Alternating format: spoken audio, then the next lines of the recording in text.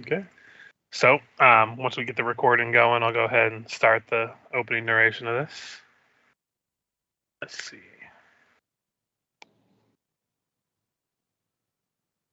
Did I hit the button? Or no? Okay, can't hit. Good. Let me see. Do I have any music on here? Usually hit it second after I hit the OBS start button. Gotcha. So you flash back to a few weeks ago, and the words resound in the group of yours, the group of you in your mind. A few weeks in the sun, seeing the sights of the desert, a dream assignment, really. And as you recall this, you flash to the several weeks to get to your location, traveling by boat across the Pashman River, hiking a short distance to an oasis city. During your travels, one of your guides is eaten by a poisonous river snake before you can even have a chance to react. The heat beamed down on you the entire way. And we flash again to what started this whole assignment. And as you're approached, after being called into the meeting room, Venture Captain Adriel Hestrom starts the meeting off by saying, one of our number has fallen. He lets the grave words hang in the air before continuing. As he's speaking, it's difficult to imagine a large man like Adriel looking defeated, but you see him with a shoulder slump and look like he suffered a loss. He speaks. Targos Minkathir, esteemed venture captain, is dead. His last wishes are simple. He wants his mortal remains to take one last trip along the Silken Way to his home city of Kathir, there to rest with his ancestors. He was one of our finest, and we aim to honor his request. It is for this reason I've called you all together. He points one of his thick, sausage-like fingers at the map on at the table in the center of you all, tracing a line from Absalom to the mouth of the Pashman River, then snaking up the river to the oasis city of Lopul. Here is where you'll gather his remains and join the Silken Caravan, one of the only caravans daring the harsh journey across the desert from Lopul to Kathir. This mission is simple, a joyride, really. We insist you give it the attention it deserves.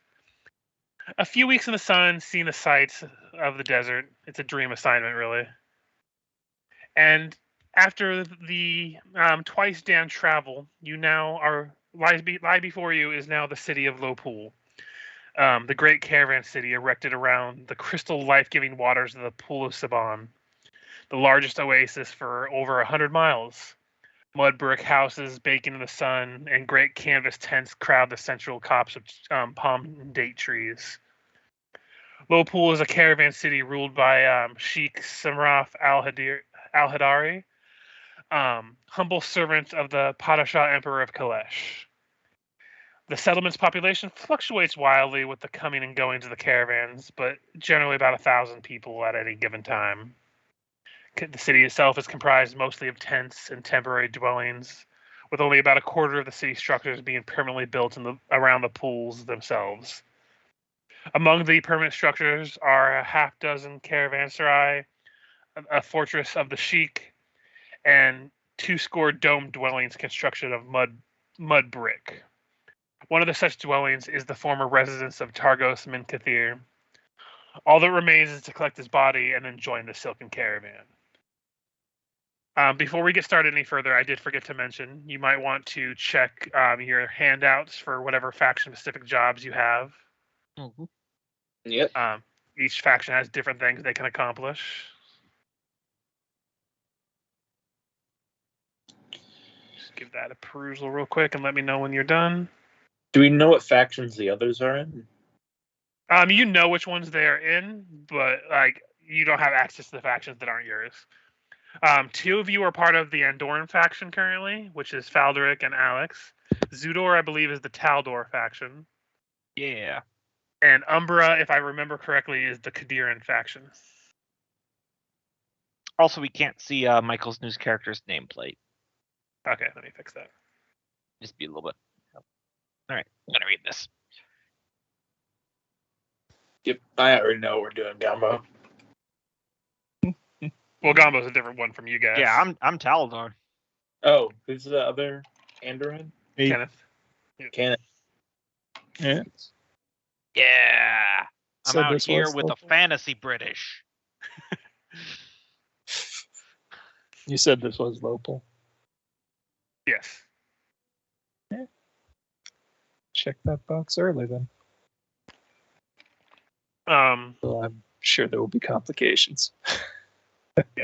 We can start with the ones that have already finished reading, but if anyone wants to start, how's your travels been going? I did describe that at least one of your travel guides has been eaten by a snake on your way through this river to get to this desert city. I mean, I don't tell anyone, but that guy was gonna be fantasy Hitler, so it all worked out.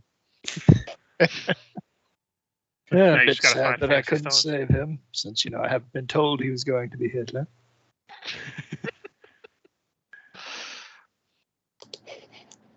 But we did kill the snake, so at least future people will be safe. Yeah, and that Also, In animal Alex more too. got some ways shiny that I new know. boots. Yes. Also, one of the things I bought while you were narrating was a hot weather outfit, so I'm not feeling terrible about being out here. Although I'm wearing an armored coat underneath it, but so it's still kind of sweltering.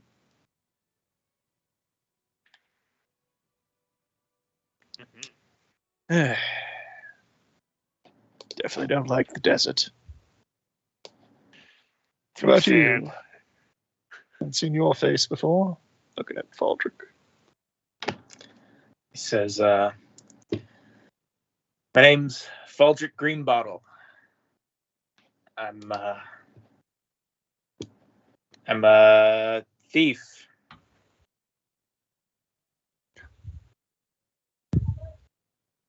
Yes, just a thief.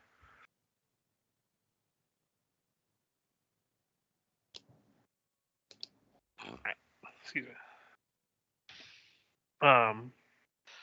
So yeah.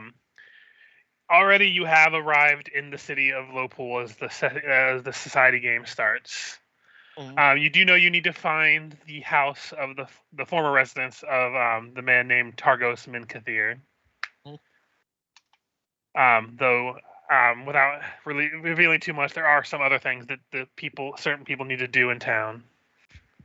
So it's up to you however you want to go about this. You don't know where exactly the house is, so you'll either have to ask around or look around.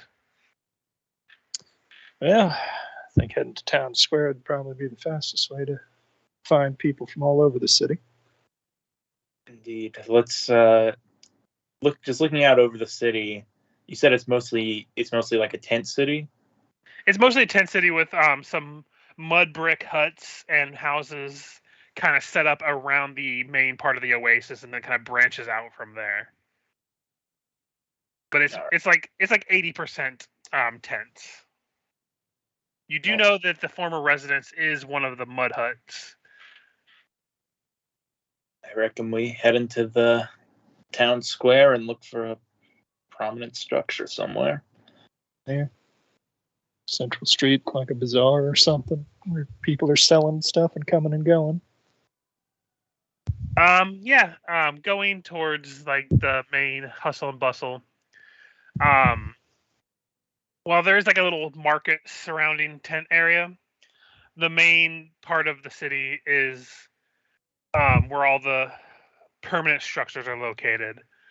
There is the Fortress of the Sheik. There are plinth stones that mark the boundary of the pool itself to kind of mark off where people are allowed to set up tents and such. Oh yeah, it's Oasis Town, so the pool of the Oasis would probably be pretty central. Yeah. And then there's around there's also gates to several different caravanserai, which if I remember correctly, because I've looked up this word before, it's mainly as the building for like the caravans to go unload and reload cargo and such. But I could be completely wrong. It's been a minute. as well as far as looking around for what you're looking for, you'll have to let me know what you're looking for, whether it be the guy's house or anything else. Well, do we each have a copy of the thing we need to do, or is there only one copy of this little thing? Oh, the handouts? Yeah, the scrolls. Yeah, for the picking up the body. Okay, yeah, no, you guys would have basically one letter of introduction saying that you were here to pick up the body. Okay. Well, that's one thing, but yes. But as far as the handouts go, because there are a couple people in the same one, you would Yep. each have your own separate one, but it would be the same. It would be the same writing of the handout for your faction. So I figure if we've got two, should Yeah, split. second, I'll put this up next to the watering hole. Well, gentlemen, before we get on to the business of gathering the body, I need to take a piss. But given the dehydration of the desert, it's probably going to be like a penal dry heave. I'll be back. Poof. Penal dry heave. Now that's a phrase right there. That is definitely a phrase. He's definitely an interesting one. I'm going to just head off in the direction of that area where you said the caravans unload and reload. Mm-hmm. I'm just gonna try to purge that phrase from his mind because the visual that comes with it is not a pleasant one. Can't say I've ever met an elf before, but my uncle described them as less silly. Yeah, I'm not sure what's up with that, man. Anyway. As I round the corner, I monologue to myself, my distraction worked perfectly. They're really hung up on the penal dry heave comment. Tell us where your elf I see. Disgust. Abject disgust.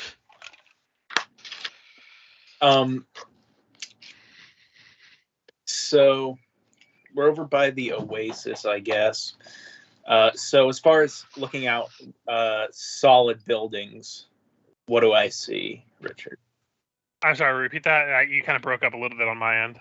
So it's from the oasis where me and Alex were. Gotcha. Looking out, I'm looking for solid buildings or structures, so not tents. Yes. So go ahead and give me a perception. All right. I think Umbro Alex, would if you're doing as well. start going around just asking where Min Kathir is resides. Gotcha. I'll get to yours after I get to them. Okay. Okay, so the two of you are looking around, and you do see several permanent structures that kind of meet the needs you're looking for.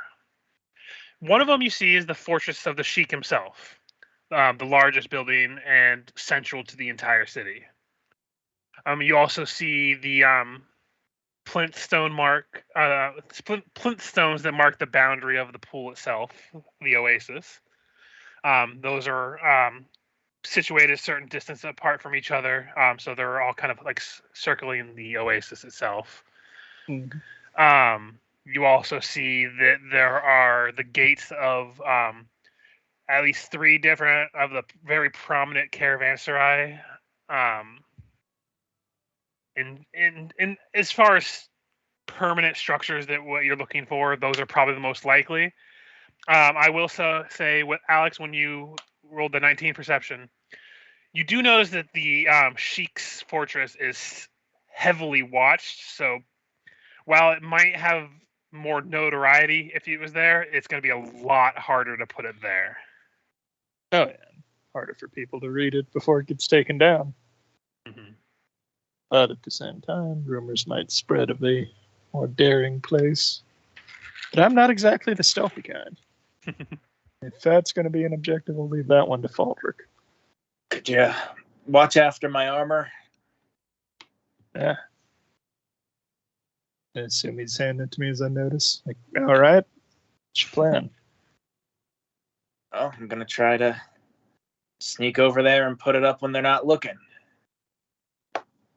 Ah, bold. I'm thinking I'll post mine just around the oasis. But I'll watch you try this first and cover you if they make trouble. All right, so I'm taking off my leather armor. Gotcha.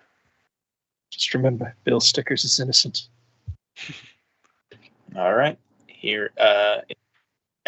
Is there like a realistic way for me to do this? Looking at it with my perception, Where are you trying to put it on? the Sheik's building. Gotcha. Looking around, it's definitely possible. You just have to time it right when it comes to the patrol of the guards. It is a very tight situation trying to get there and get out before you're noticed. So it would require a stealth check. And I will tell you, it's going to be a decently high score to get this. Here we go. 27. Well then, Alex, when he hands you his armor, you look at the armor, and by the time you look out, and after he's done speaking to you, he's already gone. Faldrick, you go through the crowd, and it's like when you see the movies where you see people walk by and you see someone standing still. He disappears only to reappear when another body crosses the screen, just a little closer each time. Until the point where you're actually walking into the shadow behind one of the guards on the patrol. All it takes for him is to keep walking, and as he turns the corner past the gate, you turn and you, with a precision, just take a nail with the decree, a single mallet hammer onto the nail, and it is stuck in place, and you were back before you were seen. Yeah, good show, man. Certainly cause a stir, I hope. Looking around, you do actually seem to see a couple people take notice of it, kind of squint at it before realizing what it says, and wide-eyed kind of shuffle away so they aren't the ones getting into trouble. But you do see some people taking notice of it. Okay. Then I'm just gonna post mine near the oasis. Okay. You can give me a sleight of hand or a stealth check for this. It is a substantially lower DC than the Sheik's one, though, for sure. Guess I should follow my friend's lead and hand him my armor for my attempt, because it's still going to be at a -1 for stealth or sleight of hand. 16. You're able to get through to the you said you're putting them on the plinth circling the oasis, correct? Mm-hmm. Yeah. So you're able to go over there, and no one even gives you a second thought. One of the benefits of being a human is you kind of pass under the radar for people noticing something odd. So you just kind of do what you do, is act casual, and as people are wandering, you take a time until you're not near too close to anybody, and you're able to hammer it into the plinth. And while the noise attracted some head turns, no one caught you, or you were able to move without anyone being aware of you, and you were successful. All right. Let's say we do what we came here for now. And then we will go to Umbra. Go ahead. You said you were going to ask around for his house? Yeah, and see if I could get any sort of rumors that in the process, just kind of, we're trying to find him, just kind of come up with a plausible story of, friends of, basically friends, and he's looking for him, and just to see if they could spill any additional information about him, like is his death known, stuff like that, and things pertaining to the handout. Oh yeah, go ahead and give me a diplomacy check or a bluff check, depending on if you're lying or not. So as when you're speaking, you're like, you ask, the first person you ask is just this nice looking older lady carrying a large jug of water from the oasis, and you ask her about the man, and she's like, she starts sobbing up and tearing up a little, like, "Oh, poor Targos! It's such a sad thing to see such a great man go. He did such a good job with protecting the caravans and helped drum up so much trade. I'm such a worry what'll happen without him here." And then she kind of just like retails some stories of like his adventures that you can definitely tell are things that he probably told at the bars. Mhm. And then word kind of just spread around from there, and rumors and all that stuff. But she Gotcha. does eventually lead you to, or not lead you, to give you the direction of where his house would be. Okay. Yeah. He was definitely a well-respected gentleman of the town. Okay. Yeah, I think at that point he would thank her and probably find somebody else. See if he could take that information, kind of dig a bit deeper of, did he have any enemies? What was his reputation and stuff like that. Just kind of see if I could get past the surface stuff that he said and kind of get to know the person more personally. Yeah. You can go ahead and give me one more diplomacy. Actually, I'll play the friendship roll up a bit more, because bluff is 1 point higher. See if that makes a difference. Yeah, go for it. Yeah. So when you're asking around, you get pretty much the same information of where he is. Mhm. He does. There are rumors though that most of his enemies are either like some kind of bandit or anyone who might be opposed to the trade between the Silken Caravan. When they kind of ask that, you get some talks of how this region was at odds for a while with the Taldoran people, simply for matters of trade. So you get some rumors that if anyone hated them, it'd probably be those filthy Taldors. Okay. Just some casual racism and stuff going on, Nationalism, good. Nationalism. That's what it was. Yep. Listen, it kind of all blends together at certain points. In fantasy worlds, definitely. Yeah. Well, this is a very much Middle Eastern style country that you're in currently. Mm. Like lots of like people wearing like turbans and like the like full body like robe, shirt, pants kind of combo that you see a lot. Very much a lot of that. Scimitars, horses, cat folk, the genie kin, so like all the Ulries and Ifriks and stuff. I like to think you're kind of paying through the city in the camera, and it just stops on Umber for a sec, then continues on.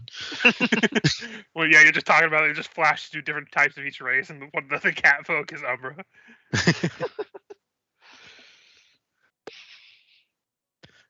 Okay.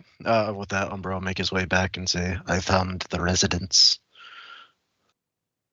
Are we all here? I was just gonna get Zudor. What are you doing? All right, so I want to scope out these caravans, and I was wondering if could I use appraise to see who looks like they're offloading goods that are coming from the east. Okay, go ahead and roll me a perception. Oh, not appraise. Oh, appraise to see if they're coming from the east. Okay, I got it. Recognize the goods because there's obviously stuff. But yeah. I can do perception if you want, but no, I'll let you do an appraise. Trying to leverage a higher skill. Oh yeah, no, I'll allow that. But I still got a 10. It's hard to determine where they are. You definitely see different types of merchants. You see weapons merchants. You see the what's common around this area, water merchants that carry a lot of different pouches of water, barrels of water. Water is a very important commodity in the desert, after all. Right. But yeah, you see different types of merchants of any kind. All right. So this is my plan. I'll explain it before I start throwing dice Mhm. is I'm going to use a scroll of disguise self to make myself look like probably like a multi-heritage human merchant man who looks a little bit portly, but looks like he has some wealth. My plan is to just like do that thing where you are kind of idly making conversation with someone being loud enough to intentionally be overheard by a merchant, saying how much money I've been making by selling Taldane products in the East. And my intention here is to get someone to talk to me about that. And what I plan to do is I'm going to use my ability that'll let me roll a single d20 and then bank that for one round. Because it can be any d20 roll. So I imagine this is going to be a bluff or diplomacy. I have a +0 to both. So I'm going to just give myself advantage to use Go for D&D terms. All right. So, yeah, it doesn't matter. I'll just click bluff because it's at the top. All right, so 16 it is. So you're trying to specifically try to goad somebody into talking to you about like Taldor and like yeah, trade. like one of those things where it's like, oh, this guy's making a bunch of money. Maybe I can get in on that racket. Gotcha. I am not a social character. Zudor is very bad at this. No, you're good. Give me 1 second because there actually is something I can give you here, but I just need to double check something. Yeah, by all means.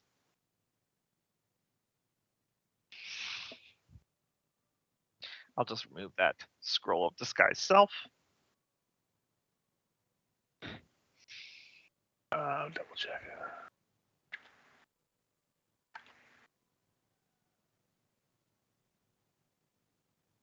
It's a little easier in this because it's not a big book, but I just have to double check a couple things. Yeah, I've decided what I'm going to do whenever I'm running anything that's pre-written off of like a PDF or something. I've got a notebook and I'm just going to like make bullet points for myself because that helps me remember it better. Is what I'm going to do from now on. Yeah, the bullet points is what I did the few times I've run stuff. It's pre-made. Yep.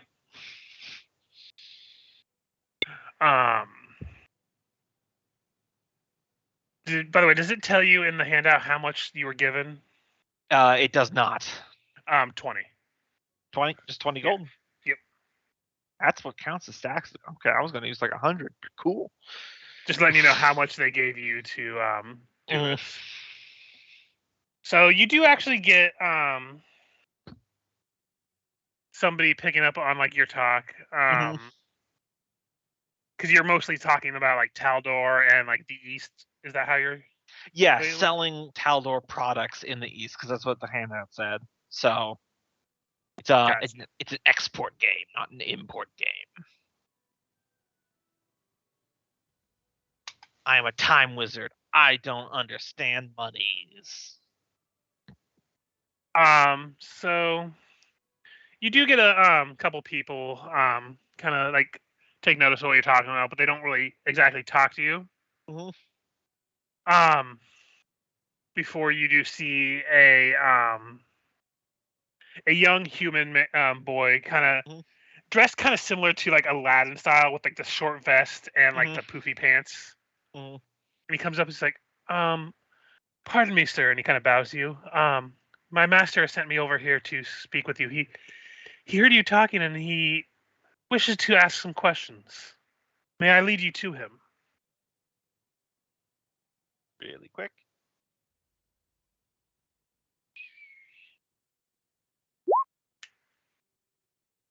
So am I being lured into a trap?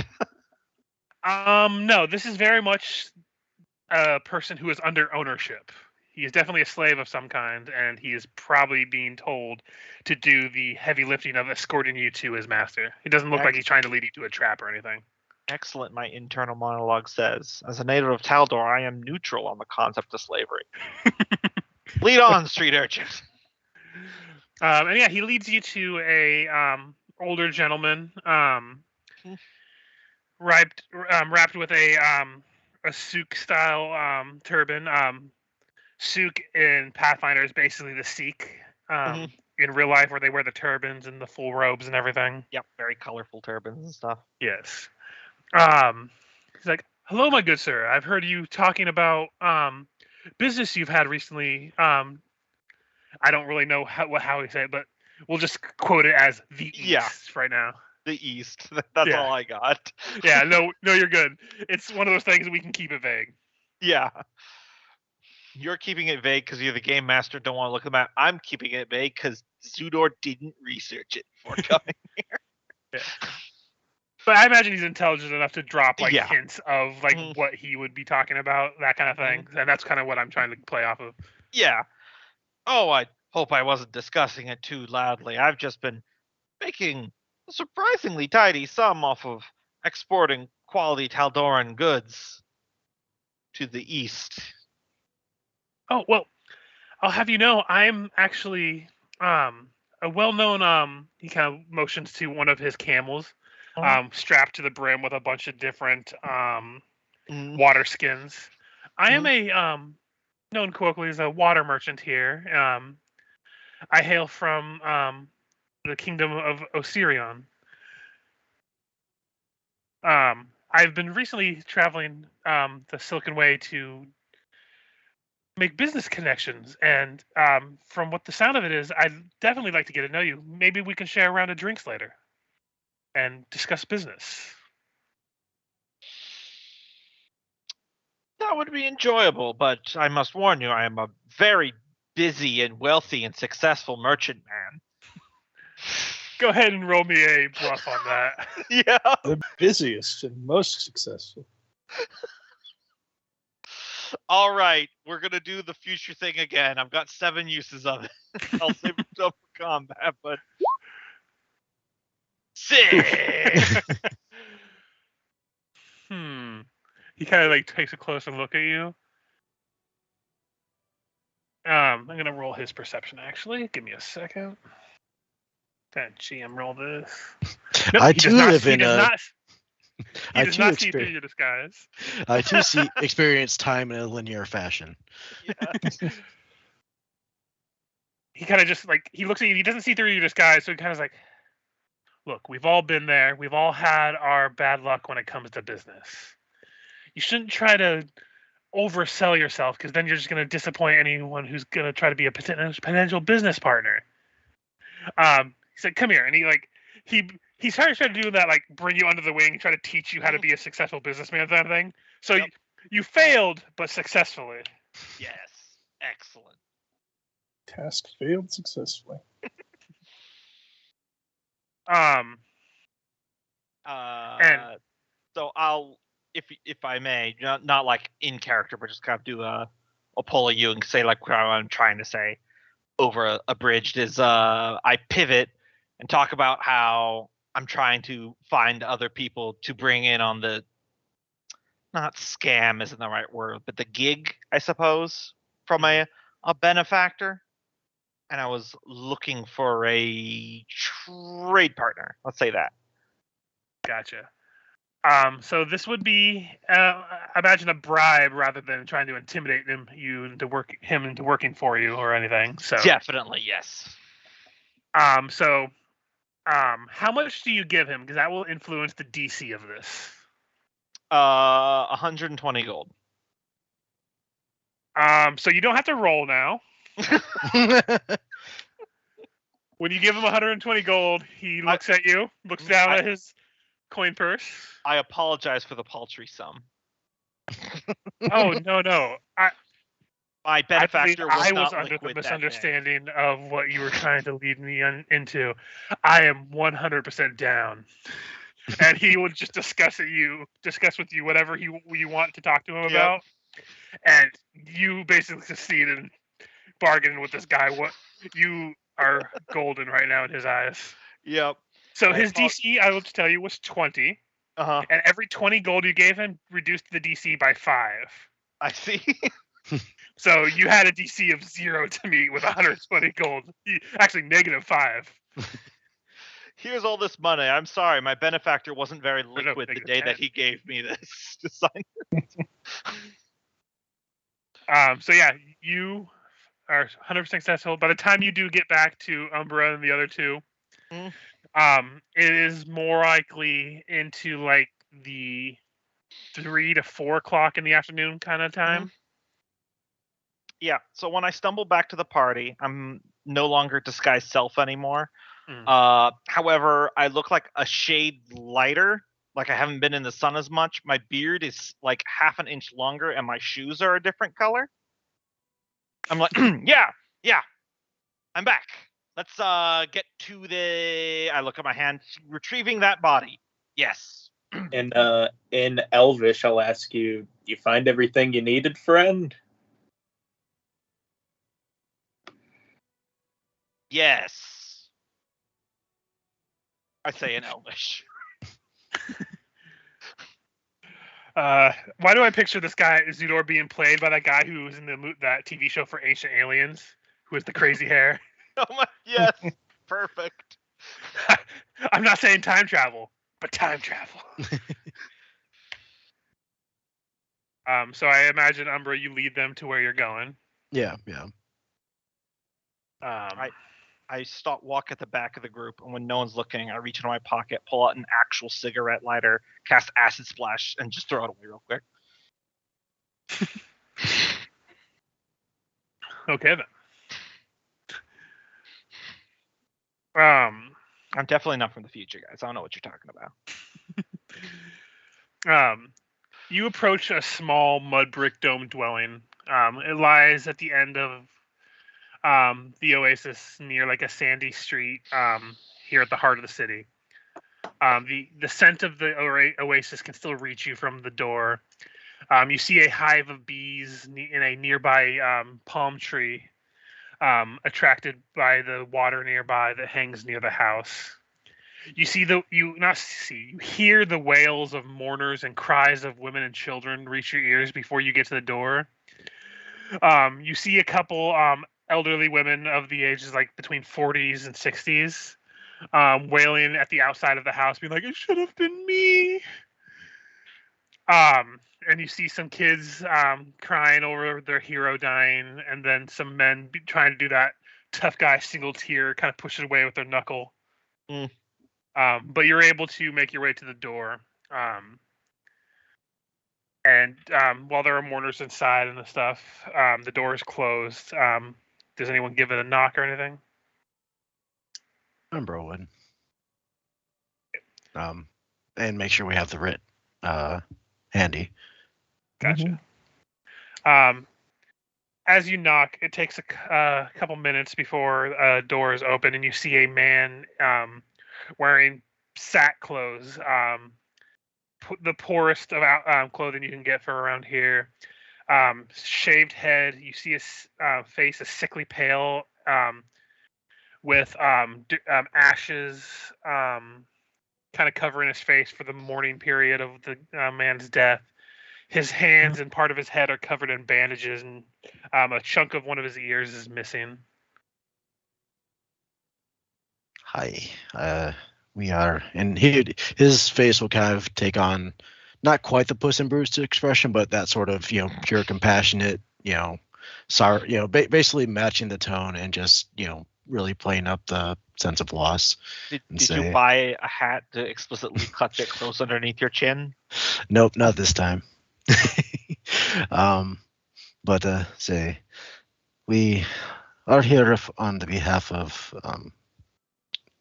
who was it that sent us the writ? The Pathfinder Society. Yeah. Say that. And say that we have come to see to the deceased's final wishes, and he would produce the writ.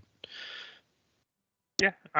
He doesn't even reach out to grab it. He just kind of gives you a small like head bow, and then opens the door for you and puts himself like against the wall as tight as he can to make room for you all. Mm-hmm. More than he needs to, because the door isn't like a tight crowding space. He just makes sure to get out of your way heavily. Mm-hmm. Inside, you see several more mourners that are all kind of bandaged, similar to how he was. And you see a curtained doorway that blocks the house's separate bedroom area. So the bandages are from like wounds, or are they just tattered? Roll me a heal or an intelligence check. These are all telltale signs of leprosy. A lot of the people inside the house are all various stages of leprosy. You do know from some of the notes that you've heard about this guy is he's been very upfront for helping the poor and afflicted. Mhm. So considering he was like one of the few people who probably treated these people nicely is why they're directly mourning him in his house and everything. Mhm. I'm gonna lean over to Alex and kind of whisper, going, "Do refresh my memory. How did this fellow meet his end?" Ask a question. As Um, he, As far as you all know, he just got old and died. Mm. There's been no other details about it at the moment. what state is the body in? Is it You don't see it as it's in the other room. okay? But he lets you inside the house. Okay. When you all do enter, other than the lepers, you do see a man wearing some priestly robes, Mhm. and wearing a black jackal's mask. Exit from behind the curtain that the you most likely assume the body would be in if it's a bedroom. Mhm. You all can go ahead and give me a perception. You like? All right. Can I do a sense motive instead? You can do that as well. Aha! You can do that Right. instead, but it's just a separate thing you'll learn. My elf Okay. eyes see much, and that +2 is factored in already. No 'Cause worries. It auto made that for me. So Umber, you don't really notice it in terms of the perception, but the rest of you all notice that he is also a leper of some kind. You see one of his hands is missing a couple fingers, and the wraps that are around his arms, and you see the some ashen patches on the bandages themselves. Can I knowledge religion on what sort of Yes. religion he might be? While you're rolling So- that, sense motive, best you can tell, Umbra, is he just when you came in, he opened the and came into this room as a way to stop you from just entering the bedroom. Okay. As far as you know, Zudor, you're not quite sure what this religion that he follows is. Fair point. Umber would approach him and say, "We have come to see the deceased's last rites. Is he prepared for travel?" Oh, of course. His voice muffled by the mask. I am Bengari. I have the honor of preparing the venture captain's body to receive its funeral preparations. I'm afraid you will have to return at nightfall to claim his body. I am sorry to inform you. Because of local customs, or His body just needs preparation for the travels. I sure you understand. oh, I absolutely know the importance of properly preparing the dead. Would it be okay if I participated or at least inspected the body to see if he is at least prepared for the journey? I am sorry. Things are much too delicate. We do not want the body to decay before it arrives at their home. If you know how to handle with bodies, I'm sure you understand the sanctity of the process for anyone who is a practitioner of faith. Of course. I'm going to, while Umbra's talking, really quickly detect evil on this person. Evil, for sure. Yeah. Out of Oh, character, the jackal mask made me think Lamash too, but I wanted to do a knowledge roll just to kind of fill it in. Yeah. So, hearing that, I'm not going to say anything right now, but actually I will. I will say, yes, Umbra, we should let them deal with their burial rites their way. It's none of our business how they go about burying their or preparing their dead for burial. I meant to ask if I could do a sense motive to. It's probably a little redundant with the detect evil, but I think Yeah, Umber's go ahead and trying roll to me a get sense some motive. indication of, is it to hide something? Oh shit! he's definitely trying to get you to leave, Mhm. and you can tell the way he has no intention of giving you the body, like at all. Mm. Like even after. Even after, he has no Okay. intention of giving you anything. Okay. He's very much trying to get you out of here so he can complete whatever he was trying to do. Umbro will kind of look around at all the other people in the house and say, "Very well, we shall return at dusk," and turn back to the others with turn his back to the guy in the wolf mask and kind of give a kind of flat expression, like there's obviously something going on, and kind of gestures towards the door that we need to regroup. If before he goes out, he would like to try to take a quick survey of the house and get a rough layout, so from the outside they could see if there's any windows or views to the inside to a space that they haven't seen yet. Basically, see if they could enter a different way. As soon as we get far enough away that it's obvious that no one is gonna overhear from the door, I am just gonna straight up tell everyone that guy is evil. So go ahead and roll me a perception as you're walking out for Umbra. I suppose it'd be a good idea to keep a watch on the house. Not that I planned on going too far. Umbra, you don't really notice any means of access other than like the room you went into. You can clearly see that there are a couple windows that lead into the same room, and if you go outside, it's easy to tell that there are some windows in the back of the house, but you don't know where they lead to. They are small. They're not like you'd be squeezing pretty tightly to get a medium creature into the windows. Okay. Fortunately, it'd be possible, but it might be a couple like pushes to get in there. Okay. What's the roof made out of? Huh? What's the roof made out of? Mudstone. Well, if we need entry, I might be able to blow a hole in the roof. Not exactly subtle, but worth, because I get the distinct impression that the body won't be here come nightfall. So, question is, do we keep an eye on the house, or do we be more proactive and try to break in?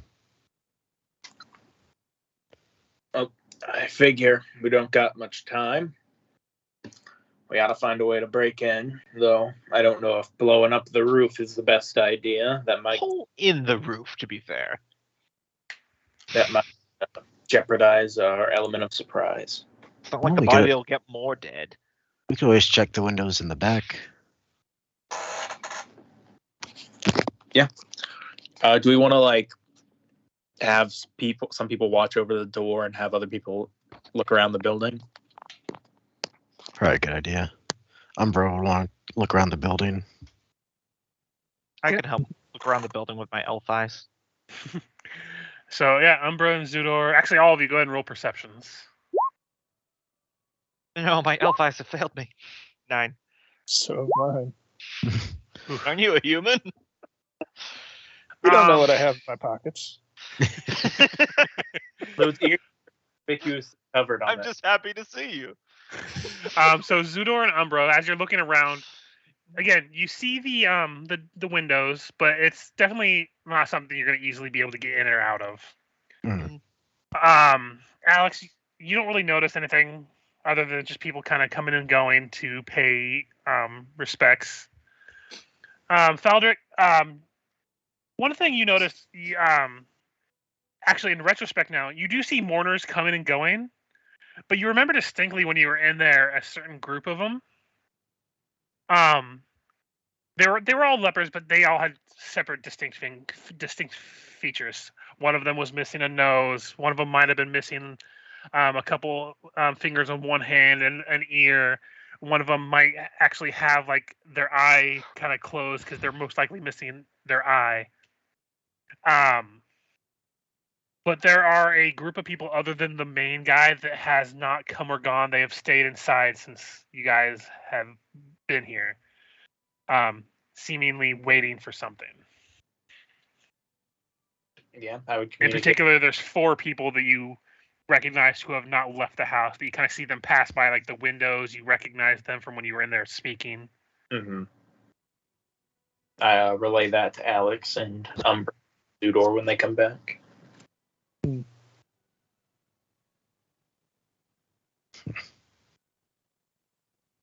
We've got 4 or 5 folks up in there. They haven't left since we went in. Well, want to start a confrontation or wait until tonight to start a confrontation? What are They the haven't odds left. that these are ghouls using straps as a disguise? It's frustrating how often it's ghouls. That's a interesting point. I got a fever, and the only cure is more ghouls. So you If they are ghouls, I might have something for that. two said windows? Hmm? Damn, What'd you say? I said you two said there's windows? Yes. Wasn't able to see much through it. It's a bit of a tight squeeze for us. You have a grappling hook or anything?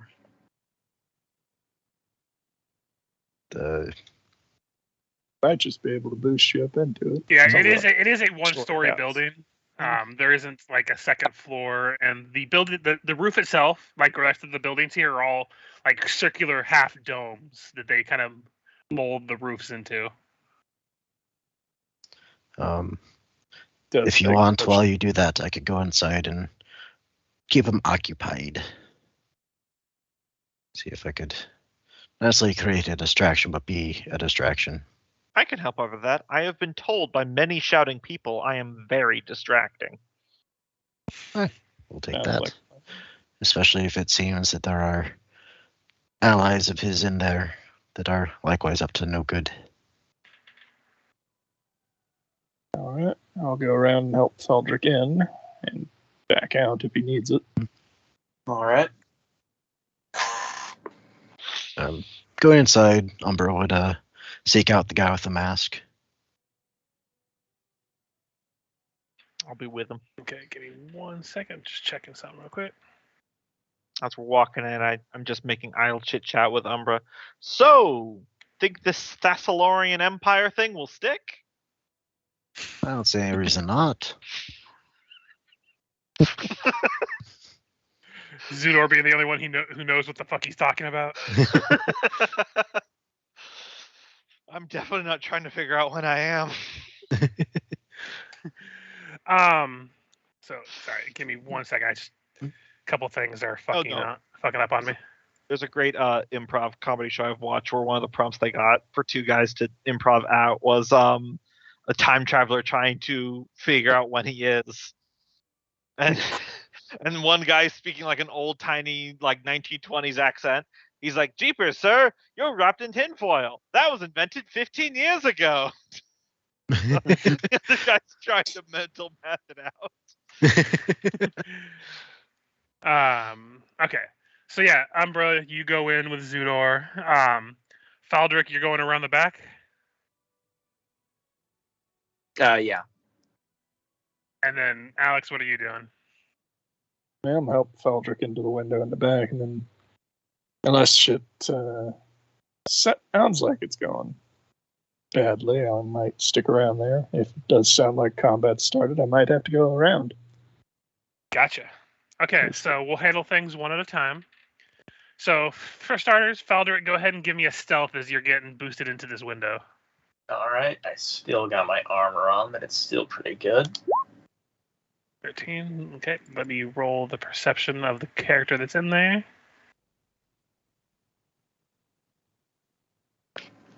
Let's see. Would this be before or after Umbra is inside? It's going to be basically happening at the same time. I'm just taking one thing at a time. Okay. Okay, so we'll deal with that after we get through Umbra and Zudor's introduction of what's going on in the house. Mhm. So yeah, you go in there. when you speak, you do see the robed man return from the bedroom. I'm sorry, I believe we misunderstood. I meant that this evening, when the sun is setting, that we will have his body prepared. Aye, yes, we'll, but see no reason why we need to wander off. We can always just wait until it is ready and get right to the job. Again, necessary of, clerics not to depart too much from their charge. And with that, you kind of do a, religious gesture, but in the process, use his revelation of command undead. So basically channel energy, but only effects to take control of any undead that may be in the area. Gotcha. So that is something that they would take notice of. It's not a subtle thing. But at the same time you're doing this, one, I'll tell you, has no effect. They don't seem to be undead. Okay. As you do this, and they kind of like taken aback for what you're about to do, and they don't know what's happening. Valdrick, you kind of flop into the room, and there is a man staring right at you who is looking at the bed that you kind of appear next to. And you just see him like open his mouth. You see his tongue has been partially decayed. He's like, Voff! Can I like try to Now, that's your problem. We can't wash windows that ain't installed. can I just try to grab him and cover his mouth? Go ahead and give me a let's do a quick just flat initiative real quick. We don't have to roll the initiative turn track or anything, just to see if you have a chance to act before he screams out. Let's see, D20 plus 2. So yeah, go ahead and give me a grapple attempt. If this succeeds, I'll let you hold his mouth shut. I need to do that, but use it just a non-initiative check or initiative roll to see how things go. Hey! It's a good idea. I should do that. So yeah, you're able to grab hold of him and cover his mouth. Before it comes off in your hand.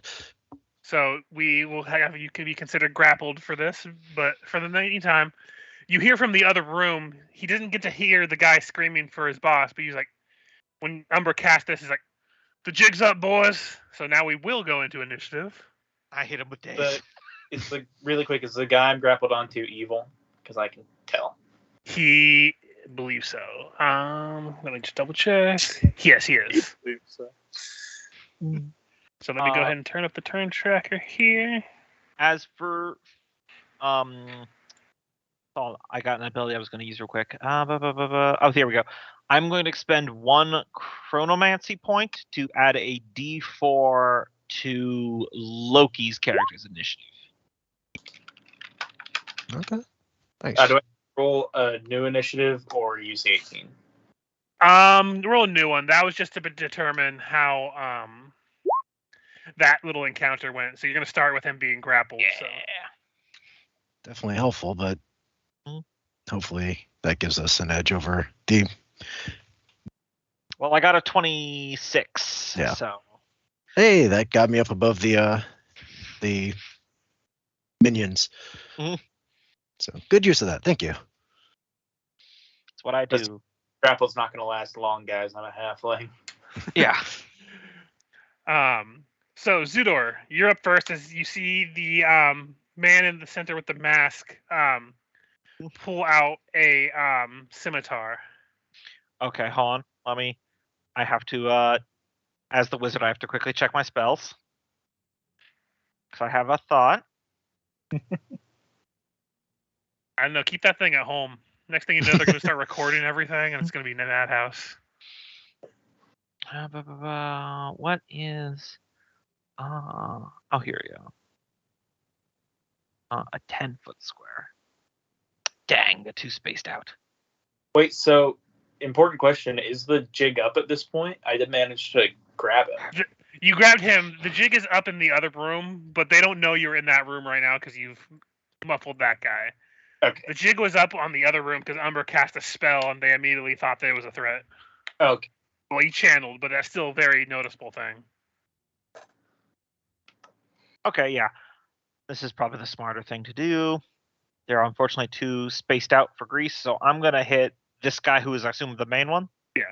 I'm going to cast a Mud Ball. So it's a ranged touch attack. If Yeah, Mudball hits, the target is blinded. I'll use just my light crossbow because it's the same benefit. 14 touch. 14 will hit his touch. He'll get a reflex save at the start of his turn. Mm-hmm. DC 15. Mm-hmm. But at the moment, he is blinded. Mudball attack. Mhm. And then I will over here. Gotcha. Careful, Aldrich. Don't let him bite you. That's how it spreads. That's lycanthropy, you dumbass. And herpes. And leprosy. All right, so I can hear the fighting going on in the other room now. Yes. All right. Then, Time to shank. yeah, that's kind of what I'm thinking. I'm going to release the grapple, so I'm not going to maintain. And then, I guess, where am I? Yeah, I'm going to yell for Alex to try to get in here and then attack with my melee weapon. Go for it. 15 will hit for 4 damage. You just so what is an aspergillium? It is it's like a mace, but it's, if you've ever seen like I think I've seen like the Catholic Church use them. Okay, the ones that they can put smoke in and shit. Oh, like a sensor mace. I did not know that's what they were that's cool. called. But it's like a battle version of it. Okay. Yeah, So those yeah, are you conk cool. this guy and he is just out. Just as you let go of the grapple, he scrambles to get back. And he's still screaming, "Boff! Boff!" And you just conk him on the head and he's just gone. All right, good turn. I can still move then. Yep. So I'm going to move 15 feet that way, or if I have to go around it. Mm-hmm. Gotcha. So it'd be kind of hard for a medium creature to squeeze through. Yeah, it'd be hard, but you could do it. Or it's basically a low reflex save followed by half movement. So could I retcon and actually go here and help pull him up? Yeah, that's fine. I'll say we'll put you here, so that way when he comes in, he'll have the space to move if he doesn't have enough movement. All right. Yeah, I guess I'll try it since things going sideways. So you remember that episode of Winnie the Pooh where Pooh is stuck in Rabbit's house? Alex is currently stuck in the window. Damn it, my sword's caught. So you're considered grappled by the house currently, Alex. No, step adventurer. What are you doing? Oh shit! It's Stop moving. constrict damage. Okay, so I said stop moving. gotta make his reflex save to see if he's able to act without being blinded. 21, he is no longer blinded. Damn, it was worth a try. I mean, that was a good roll for him, so that's why he was able to succeed. Okay, so he does have his action. Let me see, what is he gonna do?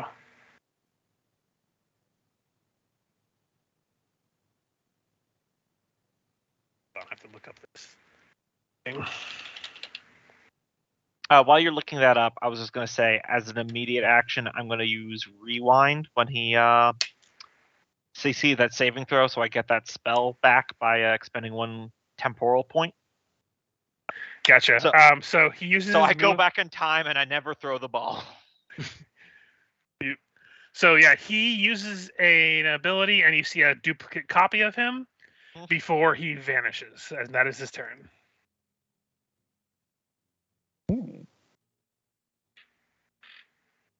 Umbra. Where's the duplicate? Just It is gone currently because he is invisible. oh, okay. In that case, he'll shift to 5-foot step in front of the door to block it from anybody from potentially escaping, and he'll go ahead and cast protection from evil on himself. Gotcha. The the lepers go. 5 foot to here. These two are going to try to charge you and hit you, Umbra. So these two are going to be at +2 to get hit Umbra. These are evil, so you'll get protection from them. So that's an 11. Miss. And that's a miss. 10. And this one is against Zudor. That is just a flat 13 to hit you. Yeah. 2 damage. So you take 2 damage, and I need you to make me a fortitude save. Okay. Hopefully I don't regret not casting Windy Escape. 14. 14. You do not contract leprosy. Woo! But that is their turn. Zudor. All right. Can I 5-foot step into this corner? Yeah. All right, I'm gonna 5-foot step there,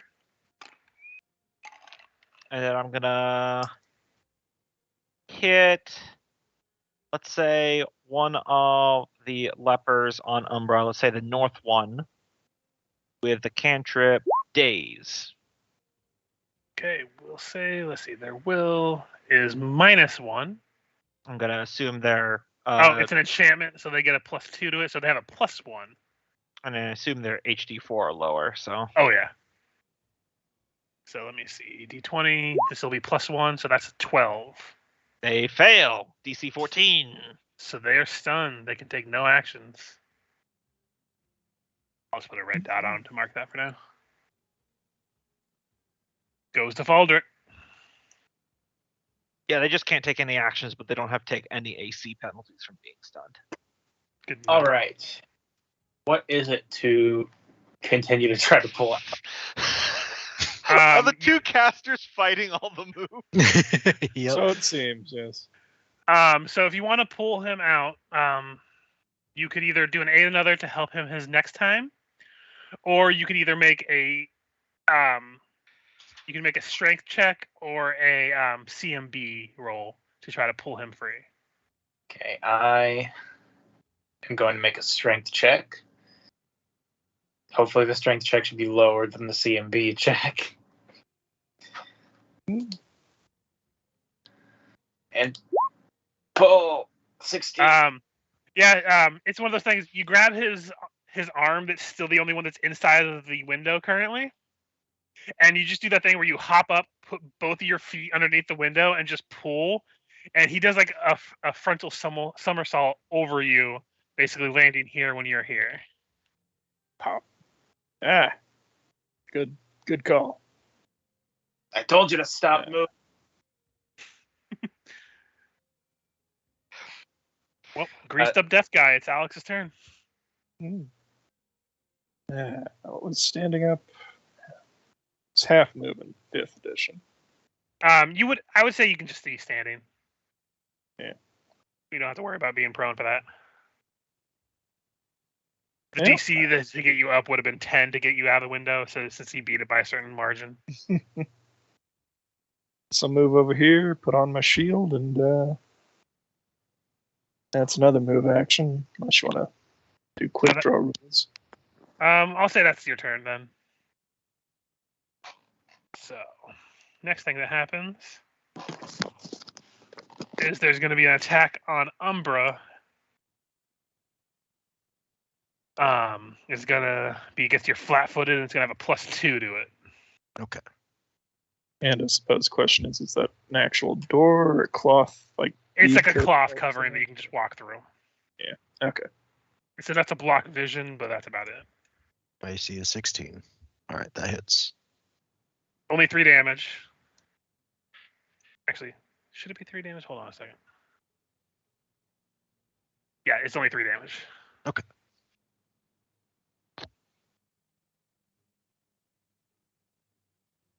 There you are. And then, speaking of, it is Umbra's turn. I'm gonna take 2 claw attacks. Target this one, and if the first one drops him down, he'll then move to this one. Go for it. All right, so first one. So they are both down. Then Umbra will kind of flick, the the flesh off his fingers, and then turn his attention towards their leader. Umbra, Alright. roll me a fortitude save. Because you attacked a leper with unarmed. That's not good. So Umbra, don't worry about it right now, but you have leprosy. Yeah. Don't worry. They've organized a vaccine for that, and then never mind. Oh, what's this? What's a vac what? It comes. Don't worry about it. But invest next time you hear that.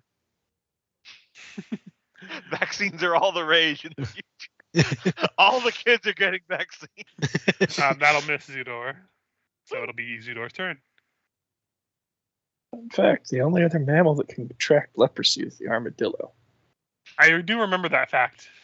That's always such a weird fact to me. Mm-hmm.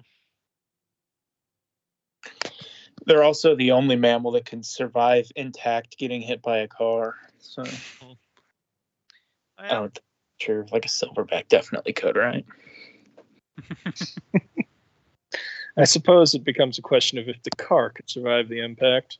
I mean, moose gets hit by cars all the time, and it just kind of makes them angry. They totally. I guess if I imagine it means if it's like an accident that it's a net neutral on both parties. You won't like me when I'm angry. Okay, so there's nowhere I can 5-foot step to be able to cast a spell without him getting a swipe at me. Nope. So have at thee, good sir. That'll miss. That makes sense. I apologize that you had to see that. I saved it the leper.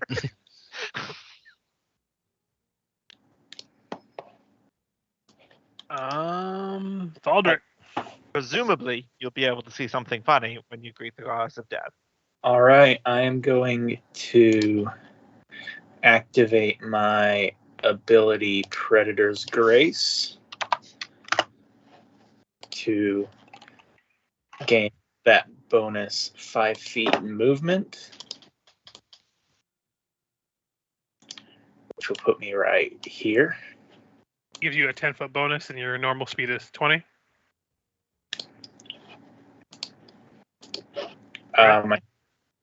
Yes. Let me just double check the speeds because I get confused with Pathfinder and 5e. Yeah, it's 20 for Pathfinder. I think it's 25. Yeah, halflings have a little higher speed than normal small creatures in 5e, I remember. Yep. Where's the movement? Halfling base speed of 20 feet. Okay, 20 feet. So, yeah, that's still... So 30 feet to get to there. 5, 3. So, yeah, actually... It would... So to give flavor of this this whole scene, by the way, is now that I forgot to mention earlier, when the fight started, not all the lepers that were in the house were against you. A lot of them, when the fight started, began to immediately flee or hide in corners and stuff. So there are people in here terrified of what's happening. The ones you see on the field right now are the ones that are fighting. Mm-hmm. I'm just making it a double movement and stepping there. Gotcha. Alex? Okay. As I move, I take out. I guess we're both coming charging out of the curtain. I'm going to draw my sword as I move into this room. Gotcha. And can't quite get close enough to that second to last dude, so that's my turn, I guess. Gotcha. Or, no, I can make it a double move. Yeah. Make it a double move to get up to him. Since, the only 2 people that seem to be fighting are over here. I mean, if you could double move, you could get between either. Well, Don't get there worry to about kind of. it. Okay. Oh yeah, I guess that's there, but it's not like I'm going to be melee attacking, so you don't. I'm not playing Barrel Walker right now. The dagger's not going to be a path to victory. They're still flanking. So he's going to 5 foot back on his turn. And he just holds up his holy symbol. It's like, Mother, destroy these unclean. And he's going to channel energy. I need a will save from all of you, including his ally, because he don't give a fuck. Damn it. Woohoo. Well, Oh, not a D100, D20. Oh, his ally fails too. So anyone who Failed. rolls lower than an 11 takes 8 points of damage, half on those who succeeded, I do not like that. which is still enough to kill his ally, even though he's saved. I am almost dead. Yay, wizard. Mhm. I have almost double your max HP. Yeah, wizard. Wizard. But that is his turn to do that. I've got a positive Constitution score and everything. I've got 12. Mm. This is pretty good for a wizard. Yeah, he's just talking as the fighter. I know, right? Roll Lord, my HP over all of you. 5-foot step up and take another pair of claw attacks. Go for it. First one will obviously miss. The second one will hit and cut into him. He is still up. Can't contract super leprosy, so you're fine right now. No more lepers, so it does after that pass to Zudor. See if we could subdue this one. He might have inflammation.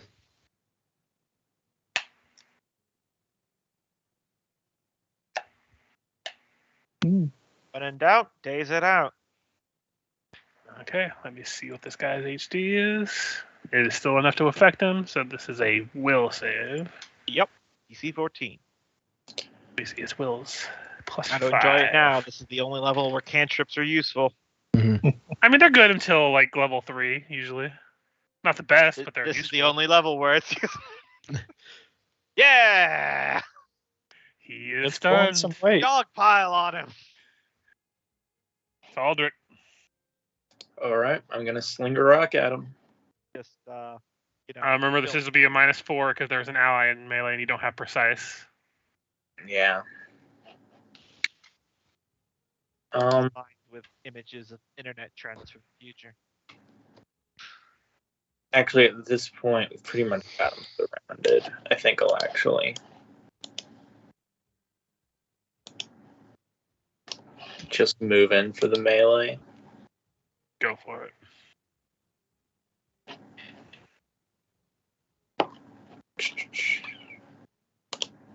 So it's flat-footed, which will make that hit, and he is still up, however. Still stunned, so it don't matter too much, because guess who probably hits like a freight train? We'll do this at a -4. We'll do this at a -4 for some dual damage. 6 might miss. That will miss. Well, good thing I dazed him so he doesn't get a turn. Yeah, no turn. Umbra. Umbra will shift this way and take a pair of non-lethal strikes against him. So these two at -4. 20 and 14. He's no longer flat-footed because he's no after his turn. But But the that first, but the they are first also one will +2. hit. He Oh, wasn't +2 even because flat-footed flanking, on yeah. his So Yeah. they'll both hit. That is enough to knock him unconscious. So we will go ahead and go out of combat as he was the last combatant. I will go ahead and take you back to the splash page. One of you good fellows wouldn't so happen to have a healing draft or magic of some sort? Umbra will hit you with the Cure Light Wounds. Doesn't roll it. All right.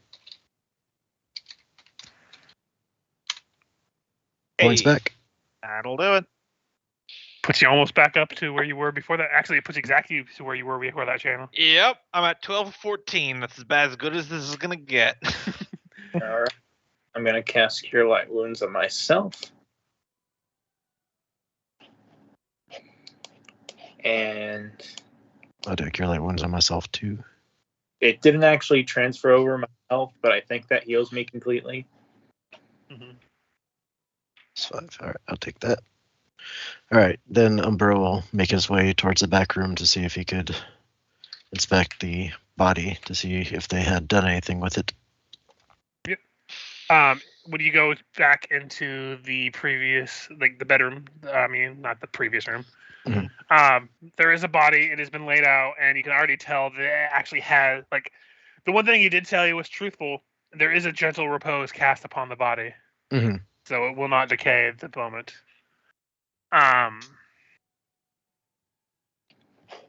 And as as far as like,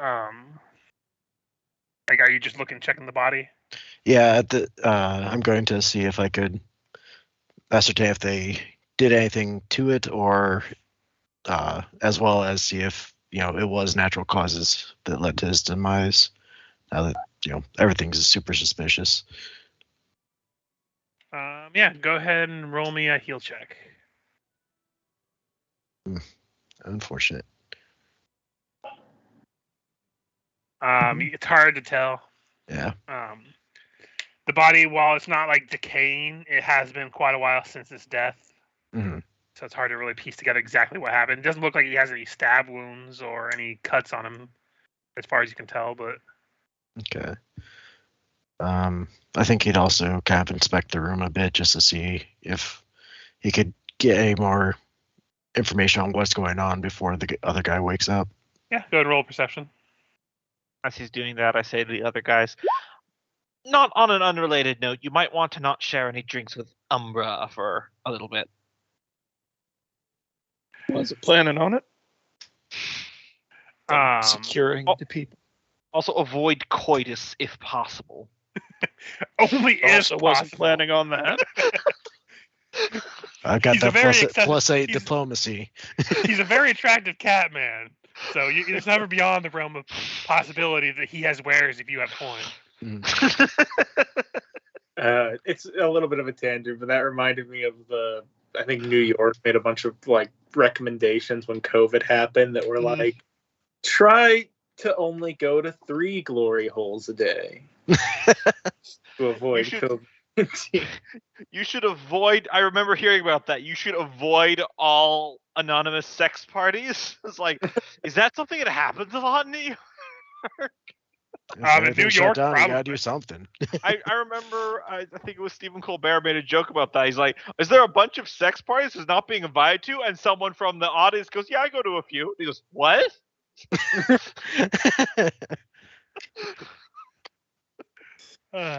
Anyways, back to the game. Yes. So looking around in the room, you do actually spy in one of the drawers as you're kind of rummaging around a flask of oil. I'll just tell you, this is an oil of blessed weapon. Okay. As per society rules, you don't actually get to keep any items you find after the session. They just get added to your list of things you can purchase later. Okay. But you can use it in the society game that you're playing. So like if you use it before the end of the session, it still gets added to your inventory, but you get to use it as well. Okay. I will say, later on after the mission's complete, you can just write it down now. You all gain 40 gold pieces for this part of the quest. But yeah, you do have the body of Targos Min-Kathir, one of the veteran Pathfinder Society members. And you do have the man that's unconscious in the other room. I assume do you wait for him to wake up and then question him about anything? Yeah. Sounds like Well, did everybody else flee out of the building, or is it like us, once a few once bodies? its coast is clear and the fighting starts, everyone just runs away. Okay. I'm gonna Like they are terrified. I'm gonna mage hand his holy symbol off of him and throw it into that big pot that was over the fire. No worries. Never can be too safe. You can be too safe, but you don't talk about that. I will say in terms of loot, since we can get out of the way before we continue on, the only thing you find of note is on him. There's a masterwork kukri and a heavy steel shield. I will say anything that's just masterwork or below, I will let you guys keep after the end of each society game. Like if you find +1 weapons, you have to turn them over to the society at the end of each basically mission. So you don't get to keep those, but masterwork or anything below that, you guys can keep. I guess I'll take the. What size is it? These are medium. Yeah, so I'm not proficient with it. I just wanted to push that in there, so if anyone wants to claim it, they can. Otherwise, we'll just consider it loot for you guys to split the loot on at the end of the session.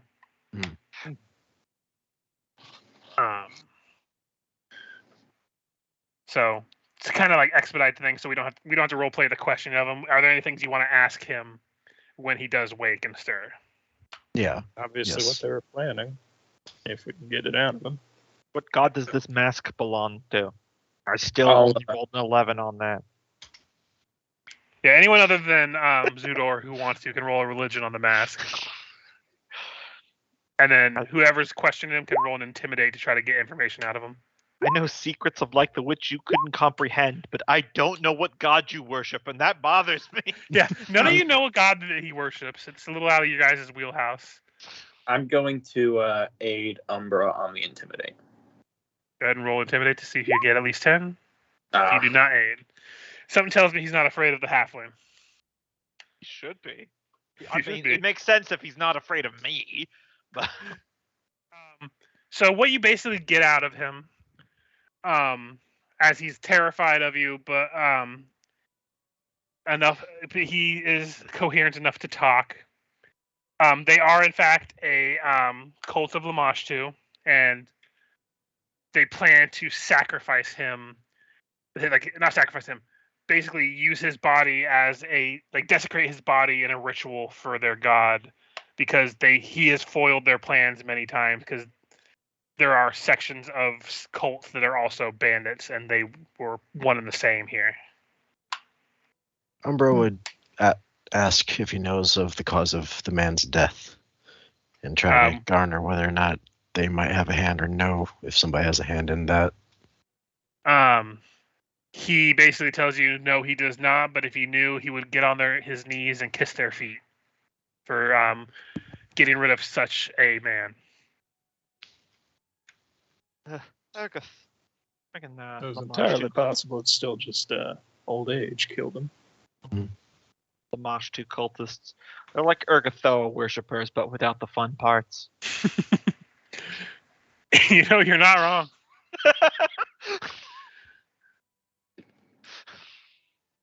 Which is just an extremely out of pocket thing to say.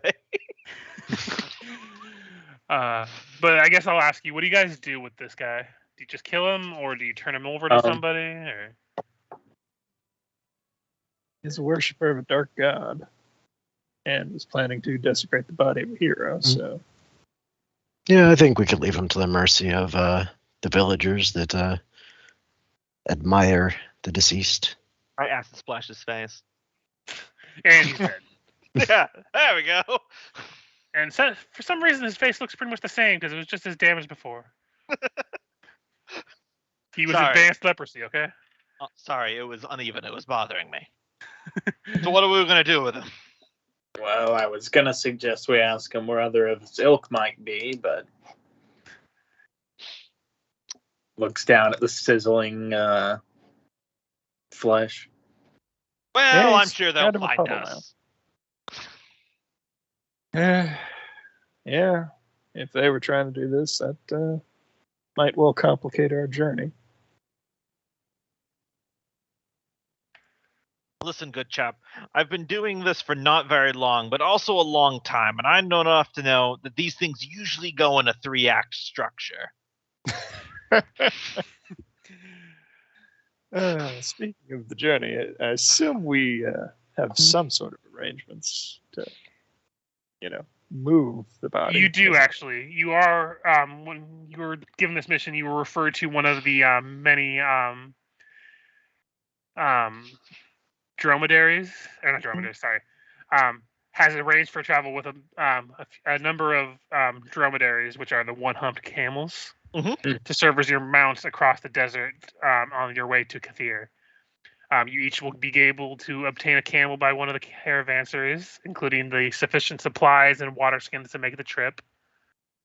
And there is another camel granted to carry the body of the deceased captain. Right then, who's carrying the bodies to the camels? Nose goes. Umbro will do so. Yeah, I guess I'll help Umbra. I'm the only one that touches my nose.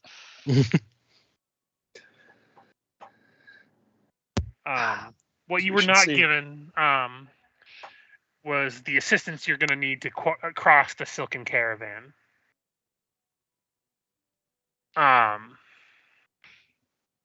So You we would got have to camp. you would have to meet with one of the contacts of the society in the city here proper to be given a direction for that. Yeah, we might do that. See about getting the others some medical attention. So making your way to the contacts for the society. It's just a small tent. It's just someone who lives here that is an informant for the society. No name given because it's just a mundane character. When you ask them questions about escorting this body, they Thank tell you, you Mr. Q Public. he does tell you that there is a caravan being run by a Qadiran noblewoman by the name of Jamila al-Shafa. That she has possibly a few more spots in her caravan to the way to get to your destination. You would have to go speak to her. She's in one of the caravansaries that he would just give you the information for. You guys didn't pre-order us a spot? Splendid. Thank you for the information, good sir. You might want to wash your hands. I leave. Looks down at his hands and fade to black as we go to the caravanserai. How would I do that? Washes off all the flavor. All right, what was the name of that person? Jamila al-Shafa.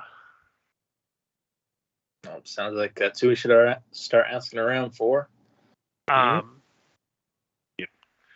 No diplomacy checks needed or anything. When you ask around, you are eventually informed that in the building she is getting ready to pick up her final few travelers to join her caravan. And they bring you in to take a seat with the other people looking to get a ride on, or not a ride on, because they all have their own parts, but basically get led through the Silken Way, which, to kind of give an example, the Silken Way is one of those routes that, unless you're guided by someone who knows the actual landmarks, is really hard to find because it's through a desert. The sands are shifting constantly. Mm-hmm. So it's very hard to just go off of sight alone unless you've done it many times.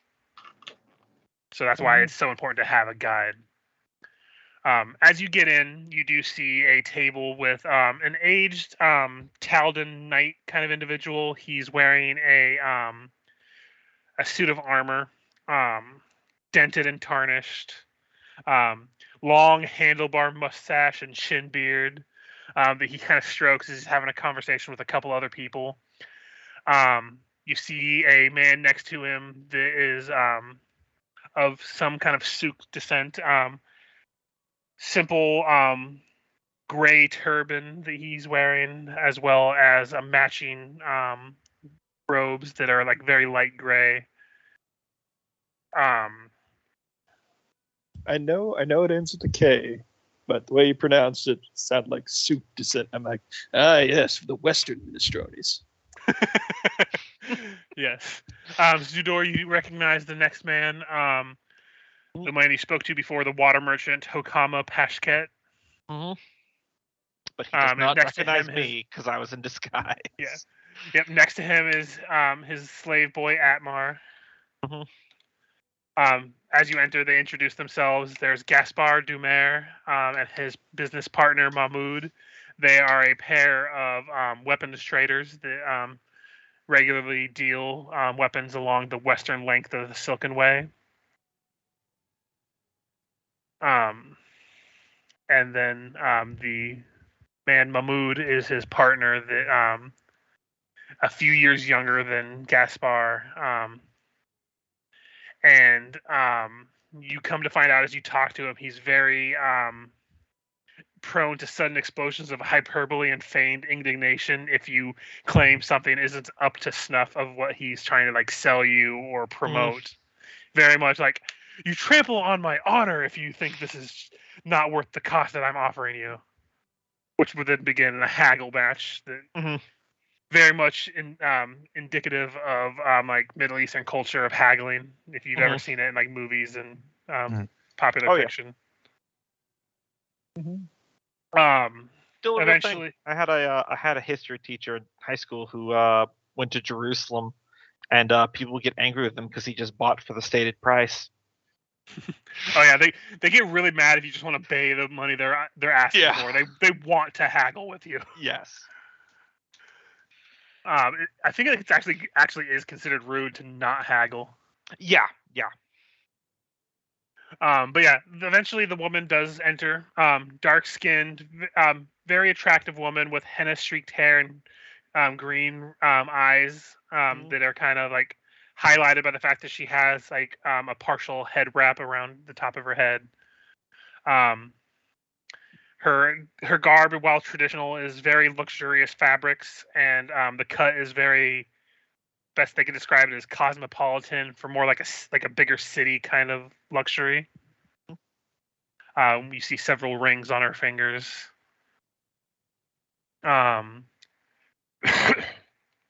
As she recognizes you all as unknown entities when she came to talk to the others, like, yes, who are you? Can I help you? Are you? I'm afraid that my roster is rather full at the moment. Yes, we're here on behalf of the Pathfinder Society to take, and I forgot his name already. We're trafficking hero. the dead body of a beloved hero.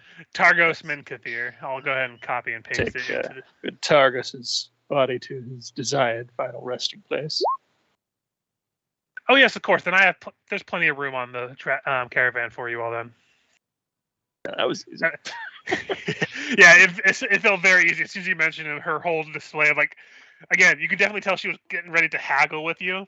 But as soon as his name was spoken, she's like, "Oh, okay."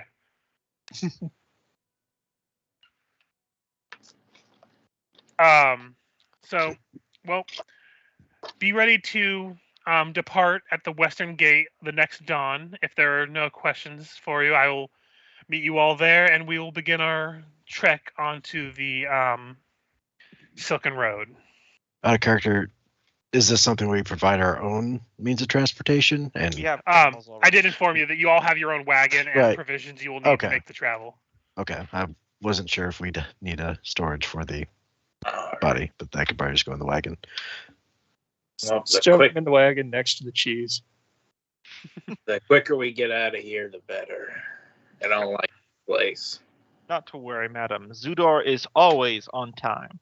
Zudor will be 15 minutes late tomorrow morning. May I ask who Zudor is? That would be him. Yeah, I the get self-important actually type. I get it. quiet and stare directly at her like I'm weighing if this is classified information. I think he might have taken a drink of the good cactus, if you catch my drift. Oh yes, I get you. Oh, have they started bottling that yet? I mean, It'll quench you. It's the quenchiest. Nice. So yeah, you were left to your own devices essentially until you set out the next dawn. All right, I'm gonna take a quick bio then. Yep. Anyone who needs to go ahead and take a pill out, I'm gonna go ahead and get some fresh water then. all right.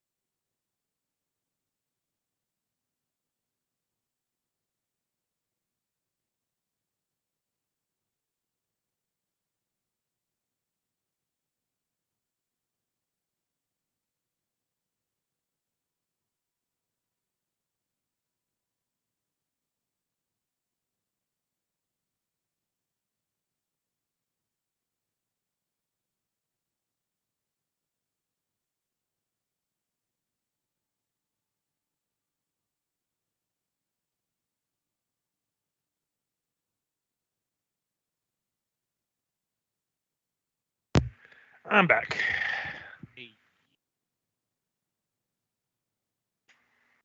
So apparently, just about everyone in Hollywood is on strike. Yep. Honestly, I wish the whole country would go on strike at this point, because Yeah, how the fuck are seriously. people surviving with the wages they're getting paid right now?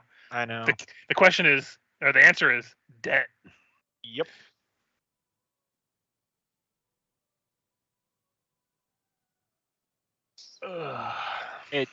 It bothers me that like the Disney CEO said the actors union and the writers union or guild or whatever it is need to lower their expectations. And basically how they were saying that they're just going to wait until they're starting to lose their houses to negotiate, so they'll negotiate more reasonably. Yeah, I'm like, dude, you know your entire industry is built upon their work. And like, you know, at this point, everyone realizes you're the guy twiddling his mustache in a Disney movie. Yeah, like you are the most useless person in this equation. Like, if we want to make an AI to replace somebody, let's replace the CEOs. Yeah. The AI could replace that easily. We could save a fortune on the sexual harassment lawsuits. No, then the AI starts learning how to sexually harass people. Just very suggestive emails back and forth of other AI. I'm back. Yo. Well, at least it's office appropriate when the AI sends its own nudes. It requisitions a copy of Midjourney so it can send its own nudes. Did you see that one a few weeks ago that was like AI self-portrait? Mm-hmm. I had not, no. I saw that when they were advertising the System Shock remake or remaster or whatever it is. They had a promotional image that was created by AI, which everyone got mad about. Which I think that was like the one situation where it actually worked out that it was a piece of art made by an AI, because the game's about an evil AI. Mm-hmm. People said it was tone deaf. I don't really mind AI. I just have an issue that they're trying to get out of paying people by using AI. Yeah. Like, I like AI. I mean, did you hear the plan for why the Actors Union went on strike? What Hollywood was planning to do? Why the Actors Union went on strike? Because what they had gotten. Because they were afraid that they were gonna CGI all their faces after acting like one or two times. Yeah, one or two times. I saw something that was satire that, well, I'm not sure if it was satire, but basically, pay them for their likeness once and then put them in all the movies without paying them royalties. You pay them once and then they. That's basically why the actors started striking. It's like, we want it in writing. That's not even a parody, Loki. That's literally what their plan was. That's what I was saying. I'm like, this could be satire, but at the same time, probably isn't, which is even more sad. Well, it's like, of course they're gonna go on strike about that. Yeah, no shit. Mm-hmm. I think we're just waiting for Michael to come back if he hasn't come back yet.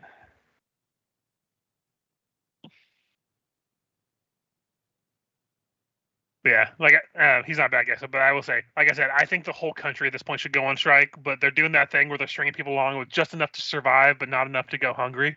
Mm-hmm. So it's one of those things that it's like people are just comfortable enough to not want to just riot at this point. Yeah.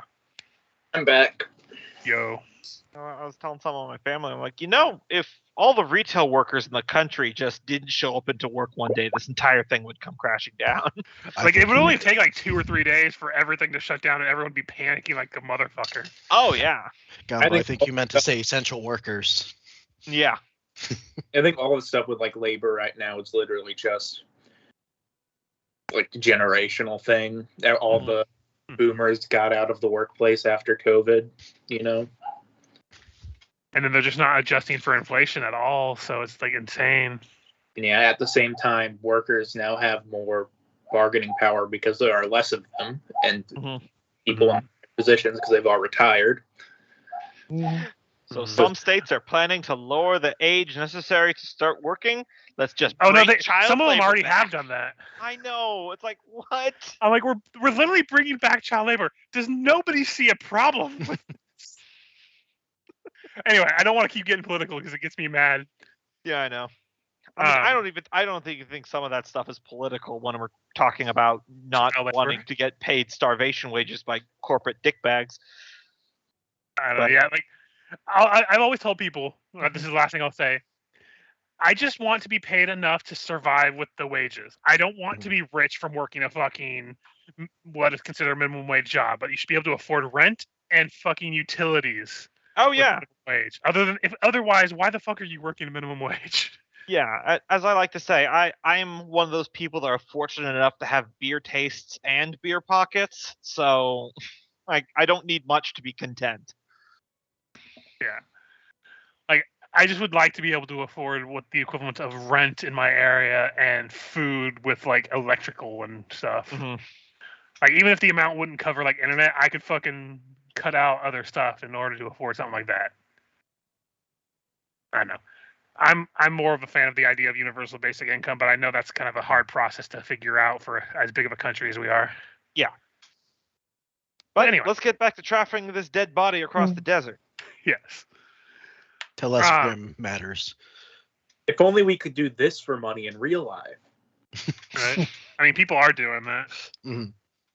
What, We're just not- trafficking dead bodies? Exactly. Dead I bodies mean, cover- yeah.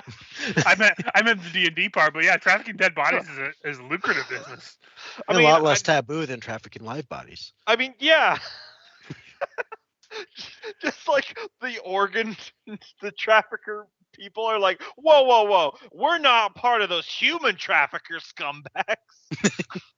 We acquire their dead bodies after they die in their own lives. We respect people up until the point they die. Up until the point they're legally objects. Yeah. So yeah, you arrive at the Western Gate right on the cusp of dawn. It's a cold hour, very cold. Gets to about 40 degrees at night.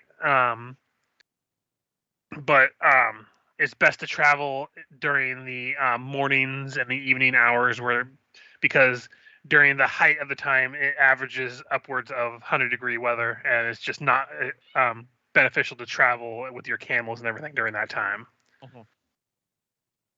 So just as the first bits of pink touch the eastern horizon, you were given the rearmost position of the camel train, as you were the last ones to sign up. It's basically known as the dust-eating position of the pack. Just directly ahead of you is the man named Hokama with his series of 3 camels. That was the water merchant I referred to before. And you were all setting out. It is a very hot time. During the first half of the leg and the second half, it's essentially you're making checks each half of the day to withstand heat exhaustion. Oh, I did have one quick question though. Mhm. If this is a new day, is it still a normal thing where I get like spells? Yes. Okay, cool. You'll get your spells back. You'll get your level plus con modifier back in health. Okay, that'll put me back up to max. I just want to make sure. I didn't know society play was different. Nah. If it's a different day, it counts. Cool. But the first day progresses relatively dull. The nights come out. You all start kind of circle the camels and have the night's meal. Rather jovial as far as everything's considered, but it's about just before, just after the midday break on the second day. You have just recovered and cooled yourself from the first part of the day's march, and sorry, let me take a drink of water. So my throat's starting to bother me. No problem. Hmm? I was gonna say, so Umbra, how are you feeling? It has a long onset, so he doesn't actually Yeah. feel any effects of it yet. But just a bunch of really pointed questions from Zulor as we travel. The onset is 2d4 weeks. So Umbra, I'm not familiar with catfolk. What percentage would you say of your nose is cartilage? I don't think I've ever dissected that. Just it might be helpful to know as I ride ahead a little bit. Stuff like that. I will have you make your first roll of your hot weather fatigue roll. If you're wearing armor, you get a -4 to the check. If you're wearing hot weather gear like Kenneth procured, it'll be a +2. So it's up to you whether you keep your armor on during the march or you take it off. I have no armor. Yeah. Yeah, and one of the reasons I have this jacket is it's a move action to put it on. So. And this is a fortitude save? Yes. DC Okay. 15. I'll take off I'm my armor. gonna use. But even with the +2, I'm gonna use one of my foresights. 14. 14 is not enough, unfortunately. Dang. 20 and 25 are good, so you guys will withstand the heat. The rest of you take 1 point of non-lethal damage. But it's around this time that, like, it's been about the first hour of the day, and you begin to feel a wind blowing from the south. Go ahead and roll me either a survival or a perception check. My elf eyes see. mm-hmm. Okay, so you are all definitely witnessing from the distance a windstorm is kicking up. You begin to hear shouts through the line of the caravan to tighten up the formation. So for this, I'm going to have you make checks every few minutes, and it's going to basically you're trying to keep an eye out of the camels in front of you, because your vision is going to be so obscured, it's going to be hard to maintain sight on that. So I will go ahead and I'll have you do each one at a time. 3 perception checks. So go ahead and we'll start with Zudor. Go ahead and make 3 perception checks. Okay. There it is. And then go ahead, Umbra, go ahead and make yours.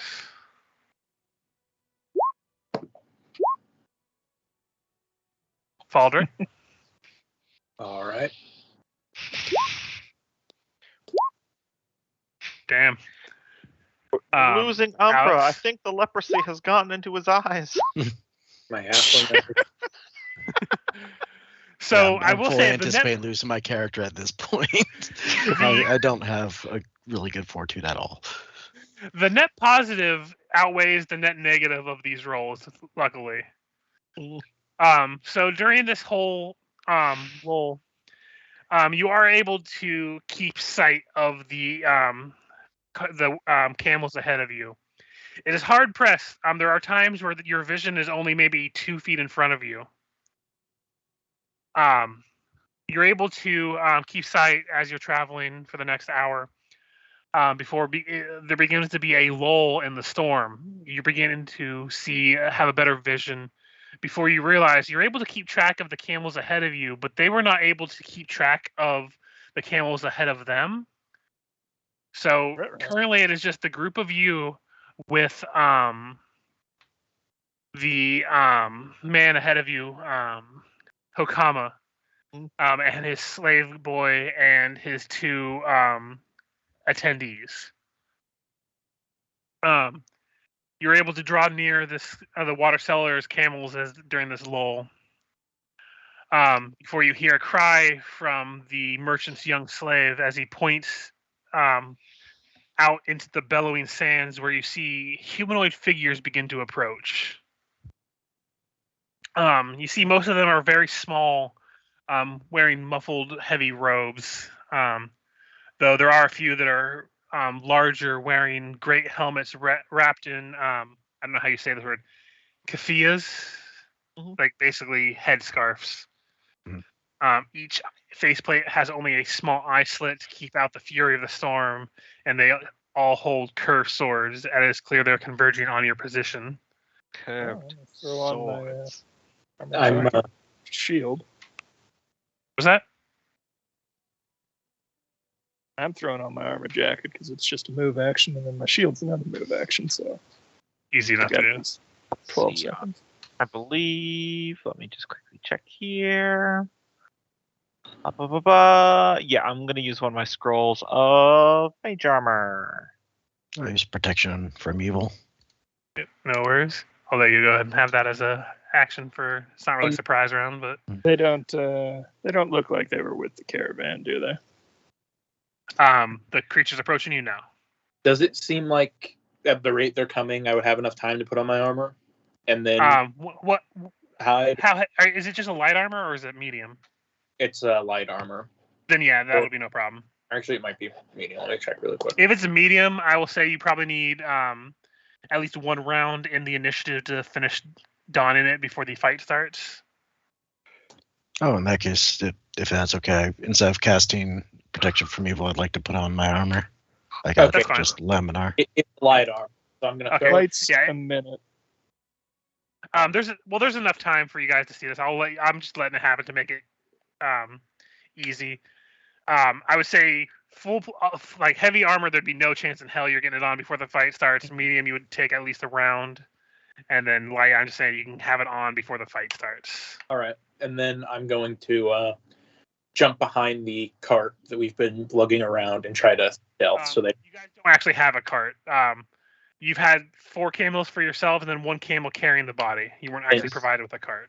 just try to like find a sand dune to hide behind or something. Yeah, no worries. Let me go ahead and take you to the map so we can kind of get a sense of what it looks like.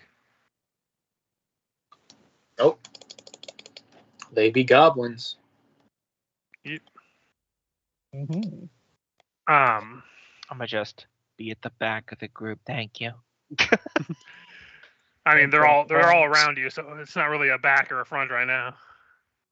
Yeah, but those other people, their people can die first. This is So true. would I be able to like? How far away can we move from where we are right now? Basically keep it in. Let me get the drawing tool.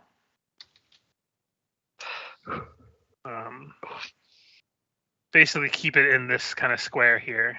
Oh, Like you can go closer to them, but you can't spread out over here or over Okay. here. yeah. Like if If you I want to get closer to them, you can.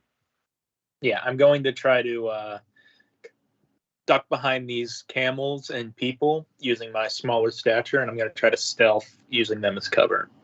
Go for it. All right. So while you're I'm gonna go ahead and bring up the turn order. Just to inform you, because there is still a strong wind blowing and there's sand. So anyone that doesn't have a helmet like the hobgoblins over there, you are going to suffer a -2 on melee attack rolls and perception checks, and a -4 on ranged attacks. Just for the movement there, and then stealth.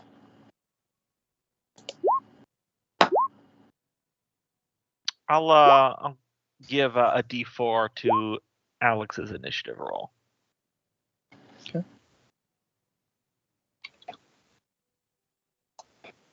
So 20.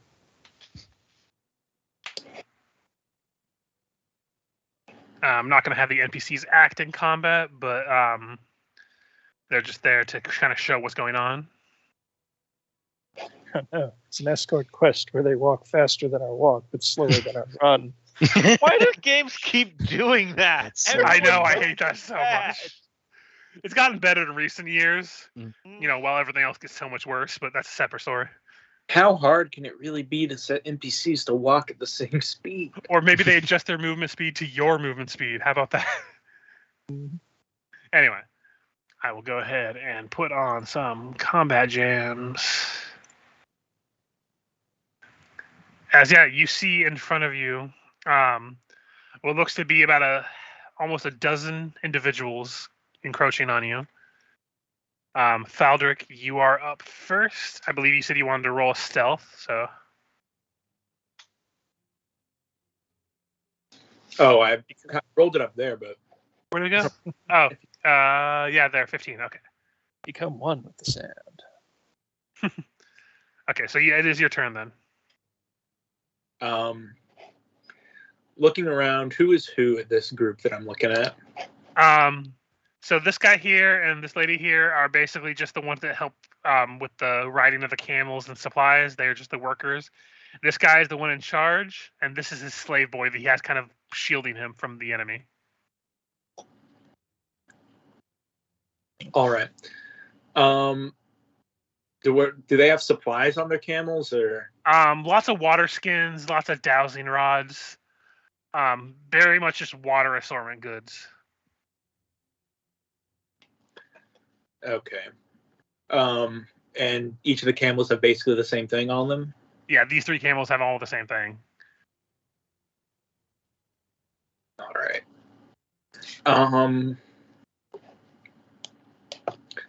I am going to. Oh. It's not. I'm going to reload really quick because it's making me move around while I'm trying to move my token. No worries. Like I'm grabbing the screen. Gonna step up, ducking behind this camel, up next to the slave boy, and is he like shackled to anything? No. He's like, you can tell he has like a slave brand on him, but as far as like shackles go, no. Okay. Looking at his age, he's probably been a slave his whole life, so he's probably just conditioned at this point. All right. Can I prepare an action for when one gets within range? Yeah. Cool. Okay. Despite it being a desert, I will tell you all that there is no difficult terrain for this right now. Then that is my turn. Gotcha. Alex. Question now is, do we want to ride out or stay here? I guess I'll ask the question too. Are any of you staying on your camel to fight? I'm definitely not. No, Ember's not. Okay. I just wanted to ask if I decided to bring a token in or not. I might utilize a camel, so. Okay. I'm just going to bring out a horse token just in case we need a token, because it's basically the same size and everything, so. A Camels, heddle lance, the I'd consider desert it. horse.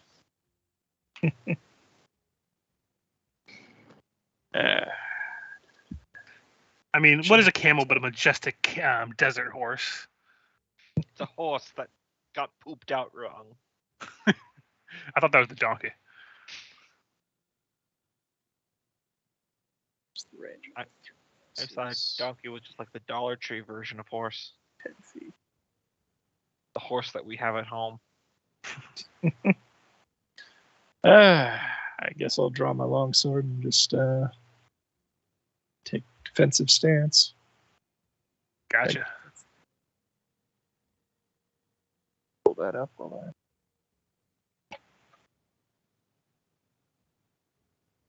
Are you doing total defense?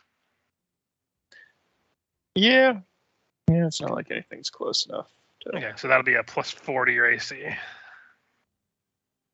Zudor, you're up. Right, well, I don't have too many of these, but I'm going to pull out a scroll of magic missile and blast that dude in the nards. So 1d4 plus 1. Headshot. Come on. Respectable. Yep, not dead, but he is very wounded. Zah. That was the one in front of me. It's coming right for you. Umbra. You'll go forward a little bit. I see. I don't think I could get within range. Yeah. So we'll go there and ready a spell, cause fear for when this person gets within range. Gotcha. Let me actually check his range because he has a range that he has to stay in. Nope, he has to move up 10 feet. So is that within range of what you need to do? Damn it, just 5 feet shy. Okay. Because that's how far he's moving, so. Okay. Let me see.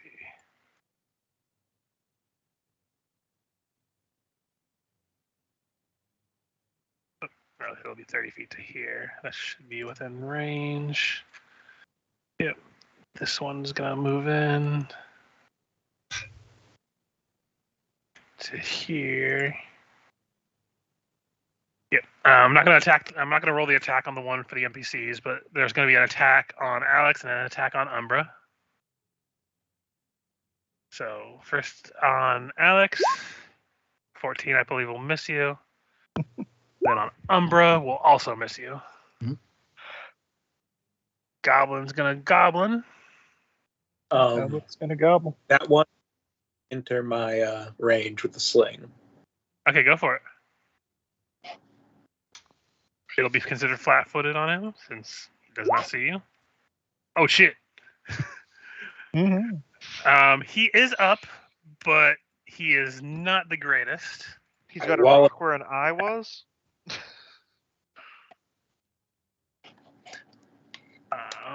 But yeah, he notices you now. But actually, that would have been a protection. He will take an attack on you after that happens. 21, which I believe will hit you for 5. Yep. And the goblin's gonna go. These two are just going to double move.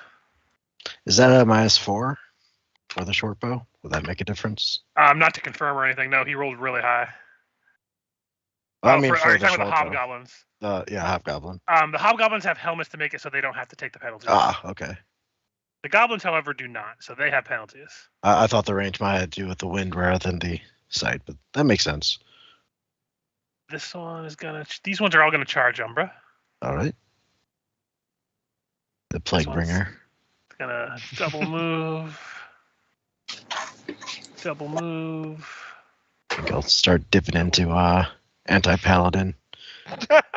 So these are gonna be flat rolls against you because it's negating their -2. So 1, 2, 3. Are those against Umbra? Yeah. The 18 will hit. So take 1 point of damage as these little scimitars slice up against you. The other 3 are content with the NPCs at the moment. Faldrick. All right. As my oh shit! I should have looked at the casting time on that. Fuck. Which spell is it? War trained mount. It Mm. makes an animal be combat trained, but it takes a minute to cast. How long does it last? It lasts hours per level. Gotcha. But yeah, damn. At this level, it's not at the level where I could say like you cast it earlier on. So Mhm. if it was like level 5, I'd be like, okay, you could have cast that earlier. But unfortunately not. After the session, you can retrain it for the future if you want to use this character again. All right. Well, that hobgoblin's still out there, so I'm gonna take another hit at him with my sling.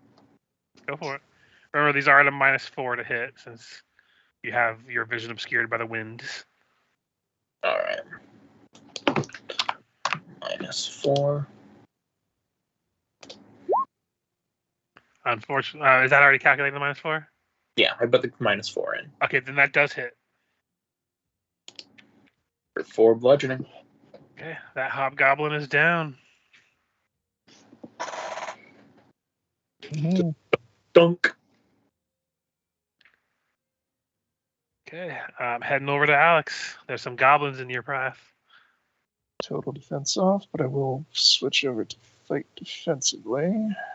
And then I will go ahead and swing at the nearest goblin. Unfortunately, you swing wide. You're used to fighting medium-sized creatures. Is not Alex's day. No, you have to hold down Z and aim down. It's so impractical on this control scheme. Zudor.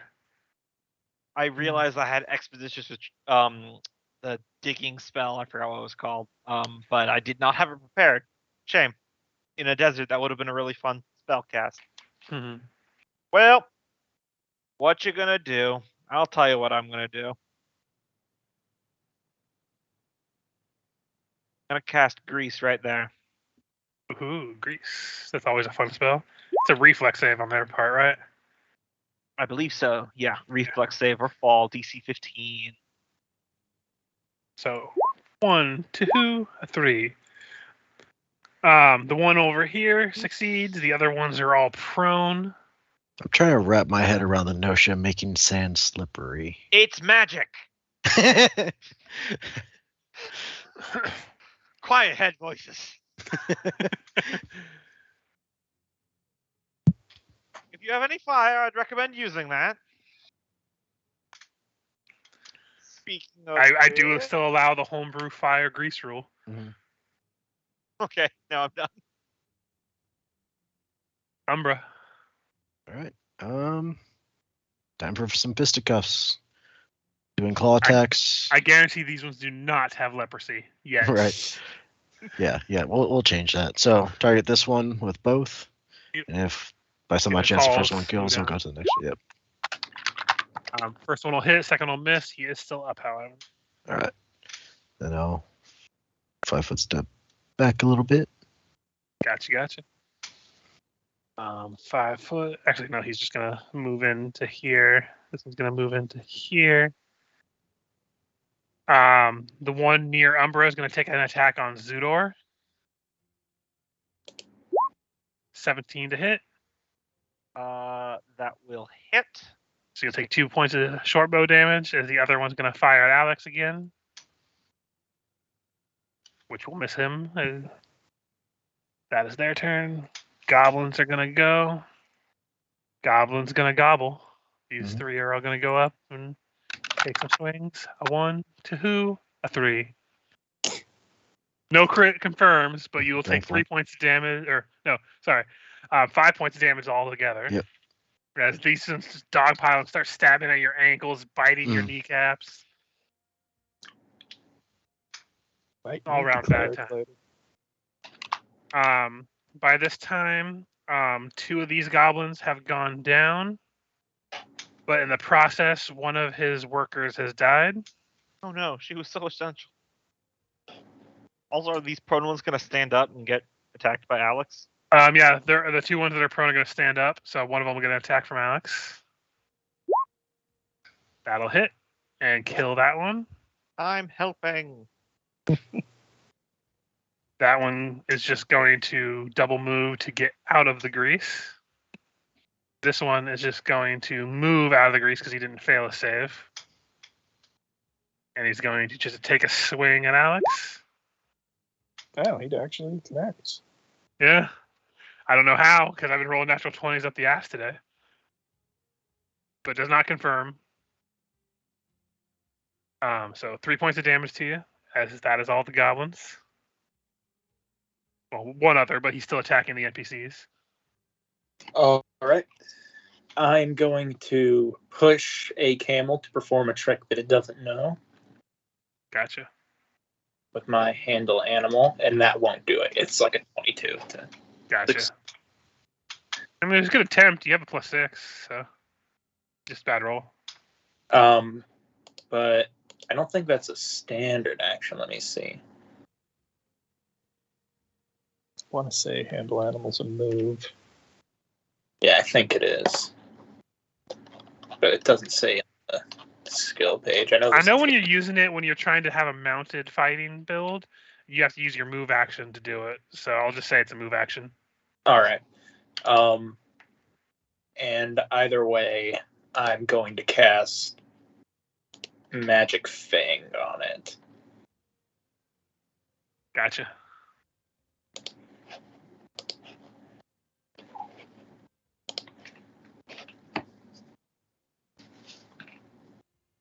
Are you targeting one of his camels or one of the ones you guys are riding? It's touch, so I guess just this one right in front of me. Gotcha. Okay. Alex. Okay. Well, hopefully I can take this goblin down, and from there I'll decide what to do. Hits does not bring him down though. So I'll take a 5-foot step that way then.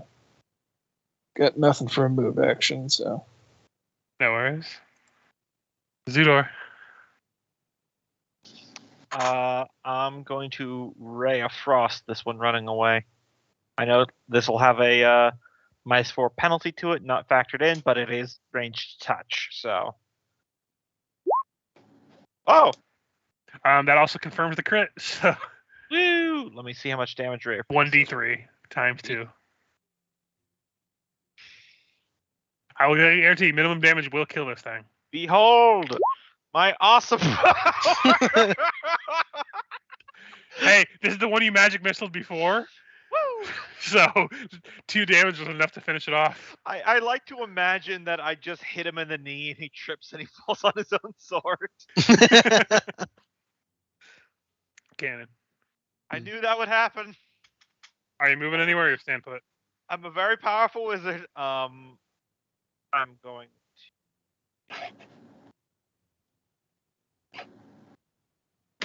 Gotcha. Umbra. All right. See something real quick. Let's try it this way. All right. 5-foot step and then cause fear on this guy. So it needs to give me a will save. Let's see. 7. Probably That'll fail. Yeah, so he is frightened for 1d4 rounds. 2 rounds he is frightened. So on his turn he has to do everything he can to get away from me. Gotcha. Meat, motherfucker. He is gone. The other one, however, seeing you doing that, is going to get up in your grill. And as he's moving, drop his short bow and pull out his long sword. Well, it's technically, it's a long sword, sorry. And take a swing at you, Umbra. That'll hit. So you'll take 4 points of damage.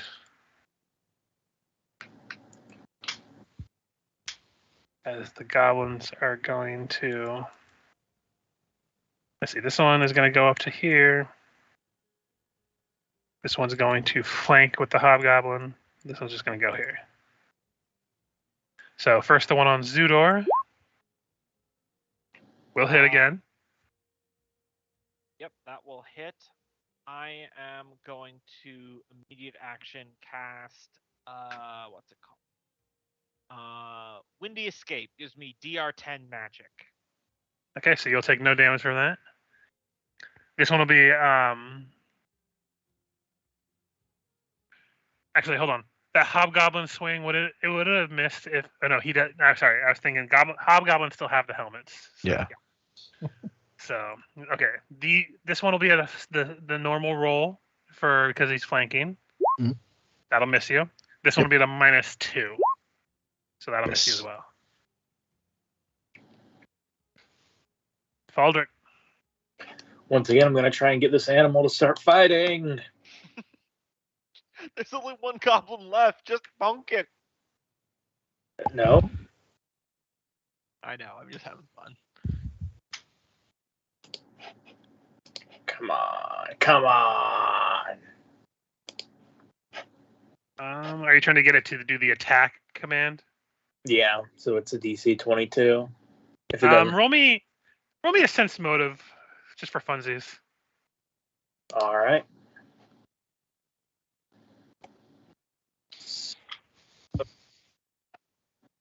So these 3 that are owned by the cart guy, are just normal camels.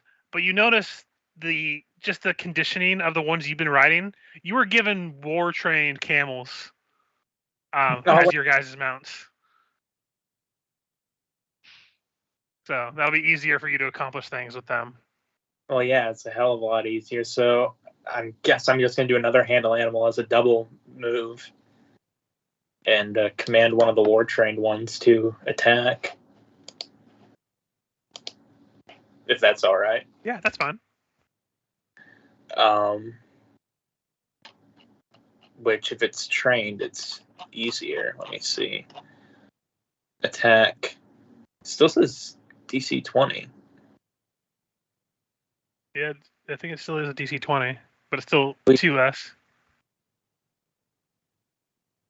Well, Oh wait, no, that's the skill needed to train it to do that. Oh. So does it just know the Handle trick? an animal. The animal handle DC, yeah, it does know this trick. So just roll me a handle animal. You just need to get a 10. Okay.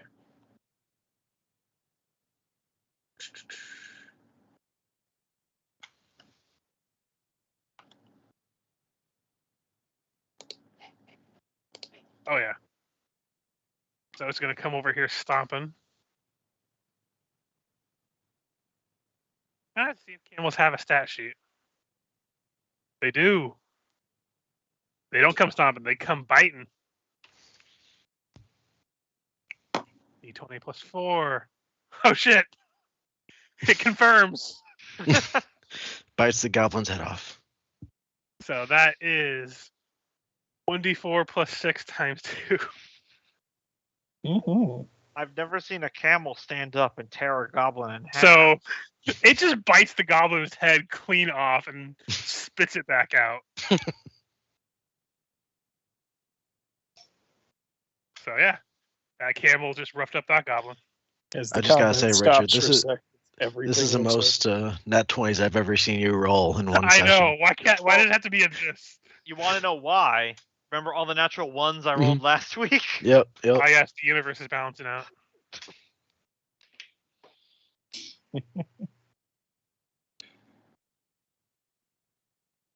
Let's go ahead and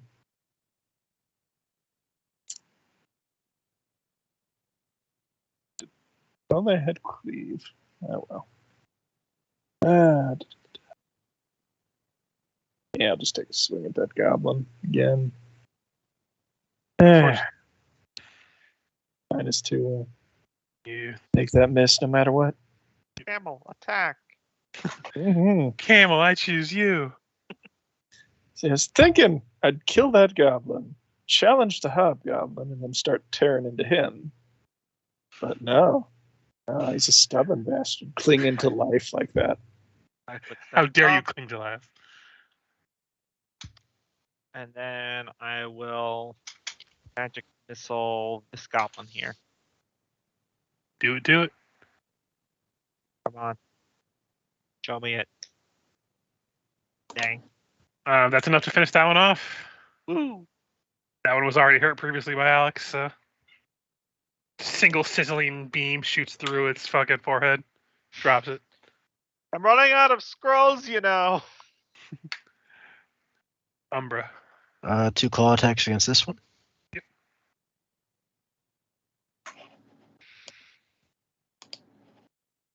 Second one will hit and finish it off in one blow. Right. And I think he'll just stay there, not wanting to leave Alex aside. No worries. The one runs away. The other one's going to focus on you, Umbra, because you've been laying on the hurt for a lot of the people and made his friend afraid. 19. That'll hit. For 2 more points of damage. That's all he can do. I'll say he. Let's see. He'll 5 foot to here. Nope, he'll stay there. Never mind. Goblin's turn. You hear him and Goblin call out to his friend, who begins to. I speak Goblin, as a matter of fact. You hear him basically tell him, "Get over here and help me gang up on this one with the fucking. I cannot hit." So he's implying Alex. They're going to gang up on Alex.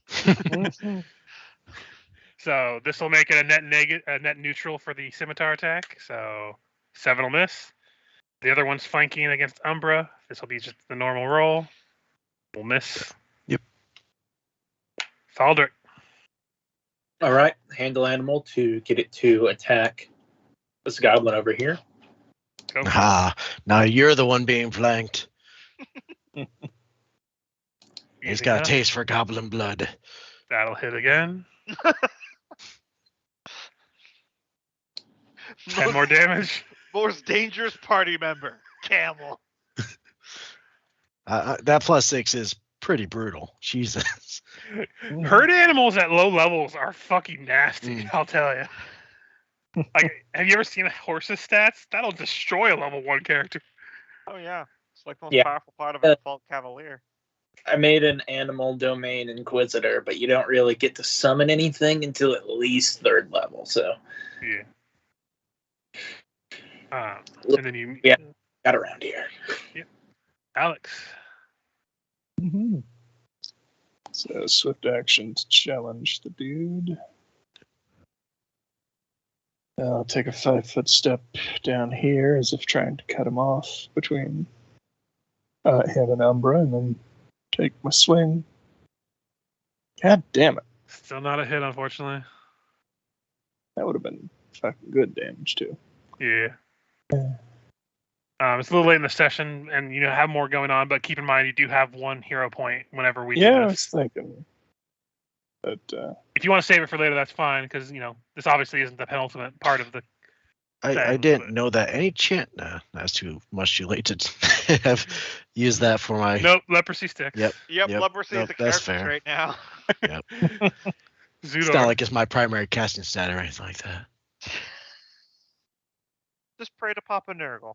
Yeah. All right. All right. See here. 2. All right. Prepare to meet your maker, Acid Splash. That didn't do an attack roll. That's just Yeah, you have one to acid damage. make an attack roll with your crossbow. Nope. Nope. That's exactly a 0 because you don't have precise shot. Woo! Umbra. Man, that pile of sand over there got rocked. Do a pair of claw attacks against this one. The hobgoblin. 23 will hit for 3.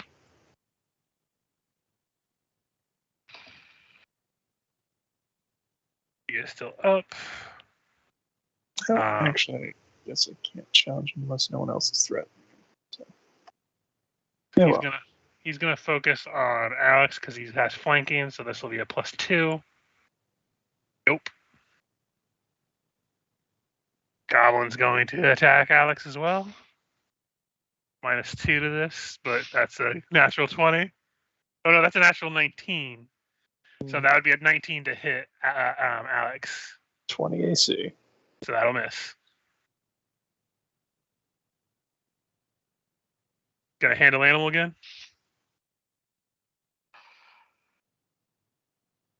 This camel's got a higher KD than the rest of us. Wait, how is that a miss? A 21 first. Because it's not It's a a natural 19. 20, and it goes to -2 because of the wind. Is that +2 with flanking though? Oh yeah, that is true. So yeah, that'll still hit. For It's one only full 1 damage. I was just kind of curious, like No, you're how fine. does. Hey, I'm a little rusty. I haven't No, DM'd it's for a okay. while. I put myself there anyway, so Yeah. take the pressure off of you because Yeah. 5. Yeah.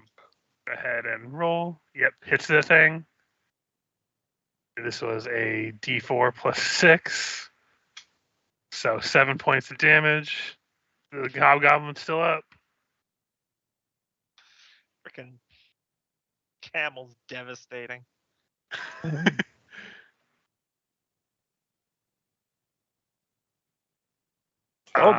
Minus. Angry staffling. Which one are you attacking?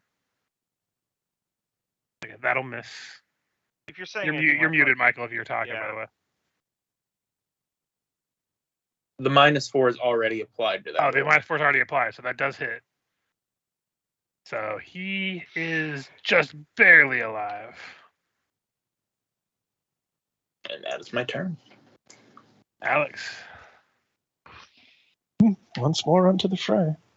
21 for 9 against the hob. Hobgoblin is dead.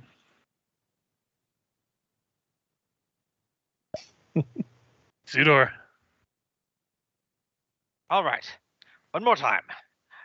Acid Splash. Well, he's dead. Let's see. Let's see the damage. Yep.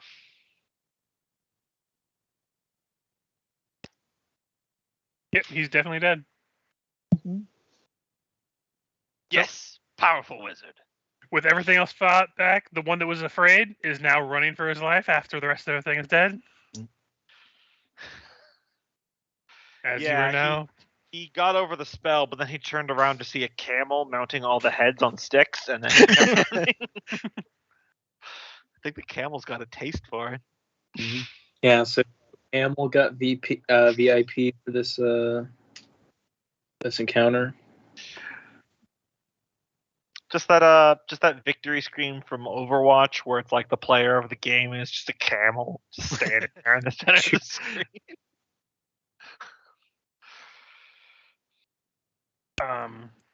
You find just to get out of the way, 3 of each of that because of the actually just 2 because you didn't kill that third hobgoblin. So 2 masterwork scimitars, 2 short bows with 20 arrows each, as well as you're each rewarded 150 gold pieces.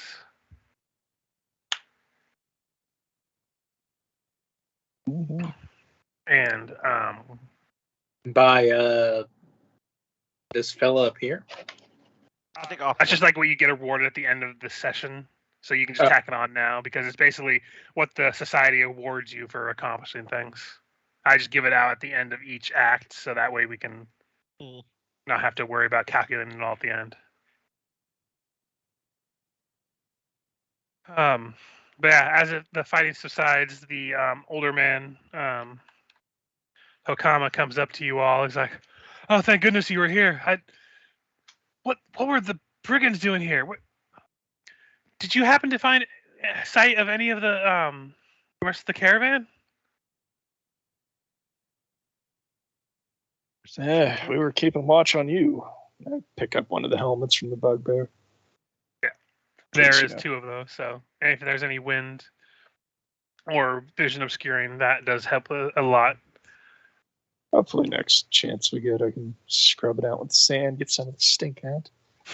But no, we lost track of them. I guess because we were tracking you, and you lost track of them. I was afraid of that. He begins to have his people get the camels back in line and everything. Looking around, the landscape has changed because of the dunes being blown around by the wind. I believe that they were heading northwest the last time we, or the last sight I had of them. Maybe if we head that way, we could find some kind of tracks of theirs before nightfall. The wind has died down a little bit. Hopefully, we can find some. It's the best chance we have of continuing on. Splendid idea. I have a feeling it'll all work out. Yeah, it's at least an idea. So you continue on for the better part of the rest of the day. And you don't have success on finding the caravan, but you do see something. Go ahead and roll me a perception to see how close you are before you notice it. Nope. Elf eyes. Nope. Okay, so you don't hear a crunch before you see it. Because I think we all failed and we just fell into a big hole. And we're like, there's an ancient ruin down here. But yeah, Faldirk and Umbra, you notice that there is a body partially protruding from the sands. That's not a good sign. Running up to it,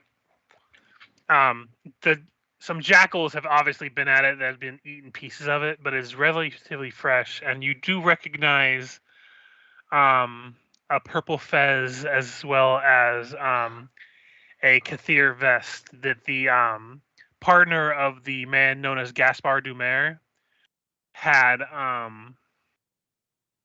been wearing during your meeting with them. Looking at it, the only thing you can really tell on the body that might have been a wound is as you move the body, you see a dagger. It's a curved dagger that kind of protrudes from his back. That You recognize the pattern as he had been trying to, like, during the meeting when you first met him, he was trying to sell you some of their wares, and this is definitely in line with the style of weapons that they had. Killed with his own stock. Must be traitorous intention within their own group. The mummy's curse is not set to descend for another 10 years. What mummy? Don't concern yourself with it. Anyway, whoever killed this man clearly didn't know how a curved dagger is a slashing weapon. He really had to work to get it in there. This was intentional. I'm sorry, are you a diviner wizard? No. What? Oh, Everyone knows prophecy doesn't work. you're the one prophesizing something about mummy's curse in the future. Why would there be a mummy out in here? Mummies are across in the continent of Garund. Across the inner sea. Gentlemen, I'm giving a sense motive to Zudor. I'm not a diviner wizard. gentlemen, at the very least, this shows that we're following the caravan. He would have been with them, unless he got lost as well. But then that begs the question of who killed him. The goblins and the hobs didn't have anything like this. The man that you were following the caravan before that's traveling with you is like, yeah, this is definitely not something that just happened. Like, you saw the bandits; they were carrying scimitars or crude swords at best. This is more of a dress weapon than actually suitable for combat anyway. He shows a weapon that he has that's similar of design, not exactly, but everyone carries a dagger around here. So the fact that this has been done, it's very clear that there's been a murder on the Silken Caravan. Cute title sequence. We all jump, look up at the sky. Why are there words over our heads? I think you might have a spot of heat stroke, Suitor. Now, the most curious thing, I bend down over the corpse looking at it, that I've never completely understood was why do they leave the knife in the body? Normally when you stab, you remove it. I've never stabbed anyone with my dagger and said, well, that's a spent dagger, and then leave it. Is this true? Maybe you don't want to be caught with it later on. Maybe. I mean, it's not like you couldn't just throw it into a sand dune. Anyway, this is besides the point. Well, if you're just going to throw it away anyways, why withdraw it? I suppose that's true. It's like an energy efficient thing. Yeah. I have a save feeling yourself the the people effort. we're talking about don't think about this as much as you are, Zudor. Probably. You're not exactly going out there counting calories. What's So a I should ask. calorie? You'll Don't worry learn about far in the future. When you say, what's a calorie? I say, don't worry about it. Then I take a step back, lean back, squint a little bit. Maybe worry about it a little bit more. Ouch. So I imagine you're going to keep following the same path you were before. Mm-hmm. I don't know Okay. what he means, but I feel like I should be self-conscious now. Mm-hmm. As we continue, I'm gonna start probing this slave over here to get an idea of like. So my character's from Isger, so slavery he understands, but what is it like in this country? It's accepted, but even if it's accepted, you still find it abhorrent. Like the fact that he has a slave, you do not like as a member of the Andorran faction. You are very much against that. Like the fact that it's accepted and legal in this country doesn't make it any less of a horrible thing in your mind. So you can do with that as you will.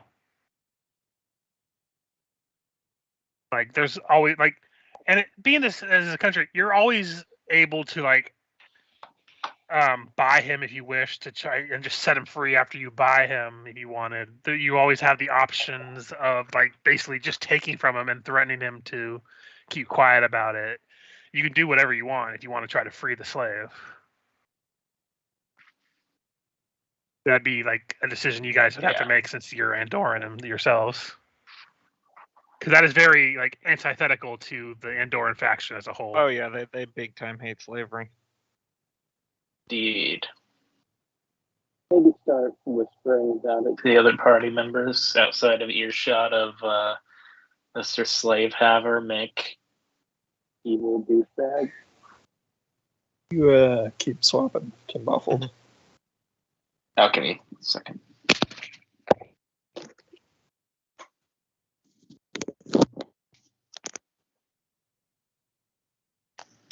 Should be better now. Yep. Yeah.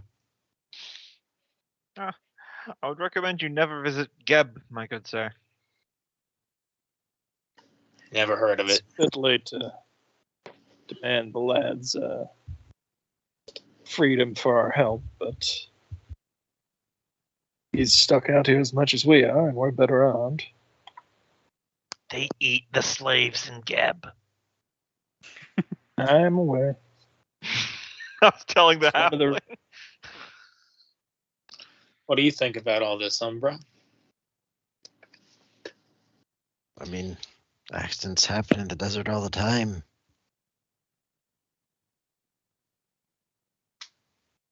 It would be quite beneficial for the slave to suddenly find himself without a master at these trying times.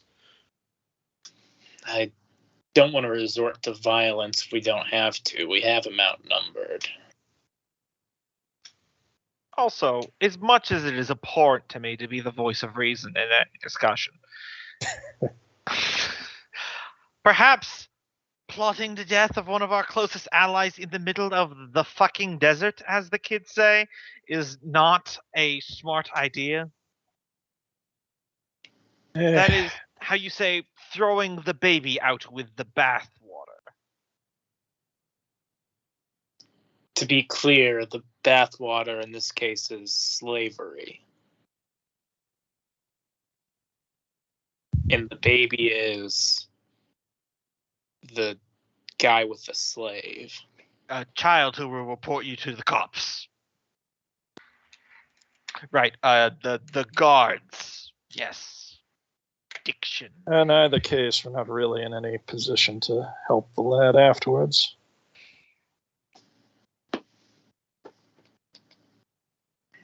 One of the tougher parts is transitioning them out of the mindset. From his age, I'd imagine he's been a slave his whole life. But in any case, the caravan is probably making more time on us, and we're all dead if we don't find it. This is the point I was attempting to make. So I imagine you continue on. So sorry if I'm rushing you guys, but I want to Don't make sure worry. we do finish this Yeah, by yeah, the it's time. all good. Yeah. We can drug the child at a future date. So as you make your way through, you do take a better part of the next day to get to your next destination. So go ahead and restore your health for a short, like a long rest. If you have any spells you want to use before you go to bed, you can top yourselves off if you like, because I know some of you were pretty hurt. I'm at max, so I am good. I have 2 cure light wounds if anybody needs them. I think you were the one that took the most damage. Yeah, and I healed myself up after the fight. Gotcha. Non-lethal goes away too. Yeah. Oh yeah. Of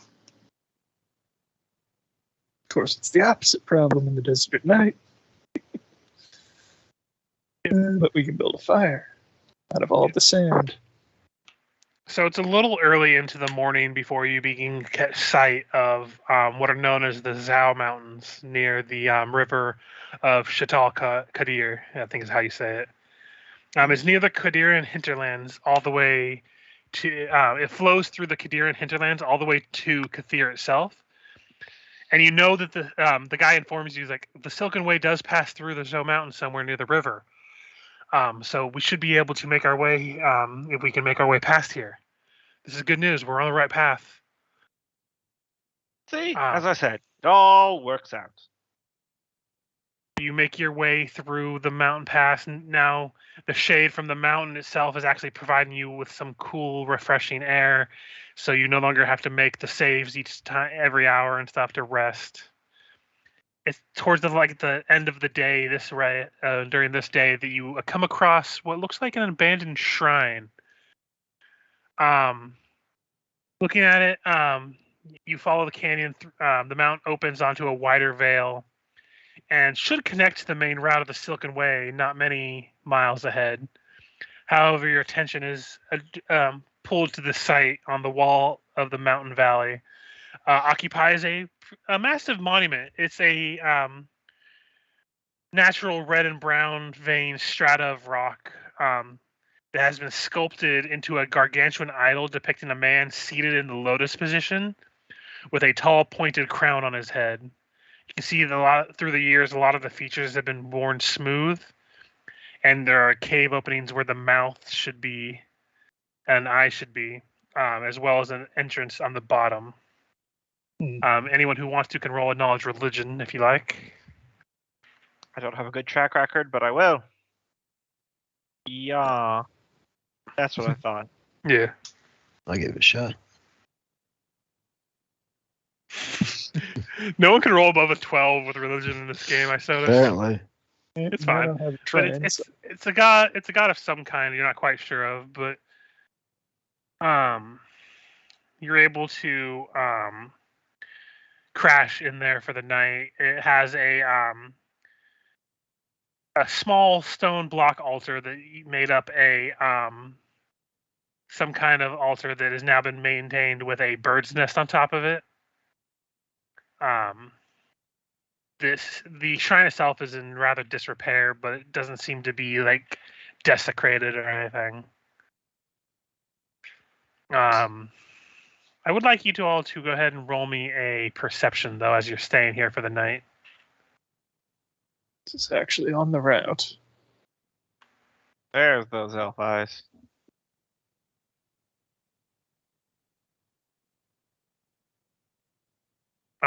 So Umbra doesn't really see anything, but the rest of you, as you're like peeking around, you do begin to find pieces of different things here. You see some silver pieces cupped in a bowl. You see a small chest that's kind of battered and rotted in one corner. And then when you open it, there's some gold in it. And you do see Touch nothing but the lamp. You see in the corner, partially folded over, but looks like it kind of fell out of somewhere. It's rather new compared to everything else in here. You see a map. Open it up. You see a map of the nearby Silken Way where it passes through the mountains with a seal on it next to a masterwork kukri. And it's like the map itself was kind of wrapped around. Is this kukri similar to the other masterwork kukri that we found a couple days ago of the person that we murdered? Similar, yes. The person that we self-defensed. It's the person that we self-defensed with great prejudice. Is it Is it medium sized? This does not say, so I'll let you have dealer's choice. So if you want to have it be small items so you can use it, I'll allow that. Yeah. So you can get a small masterwork kukri. All in all, you all gain 70 gold pieces just from the horde of here.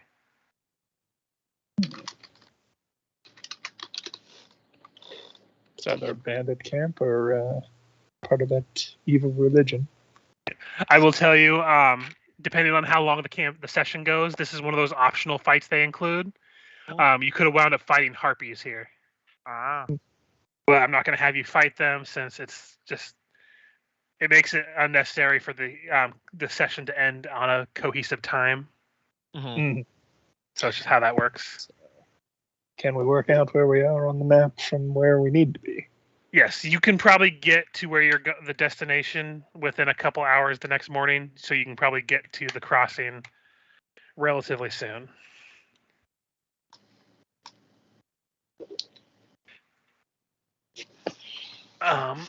So I assume you all rest for the night, getting up your Can strength to leave early in the morning. can Umbra check on the body once again just to make sure everything's okay, see if it's under gentle repose and Yeah, roll me a heal check.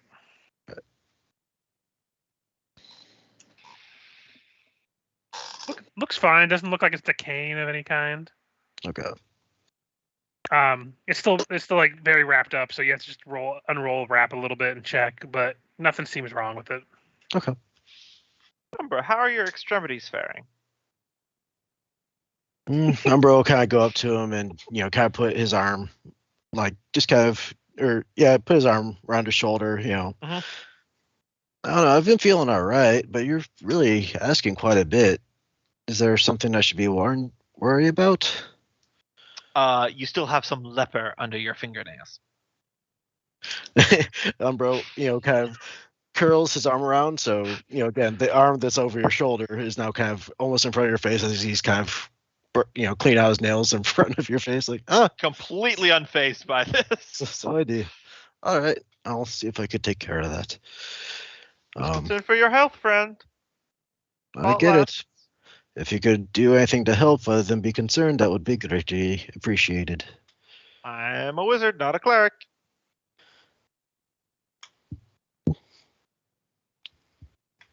Trust me, I am already well concerned, but I appreciate your concern. Oh. But at this point, not really useful bringing it up. I find it entertaining. As you're walking away. And just buy a potion, the payout we get from this job.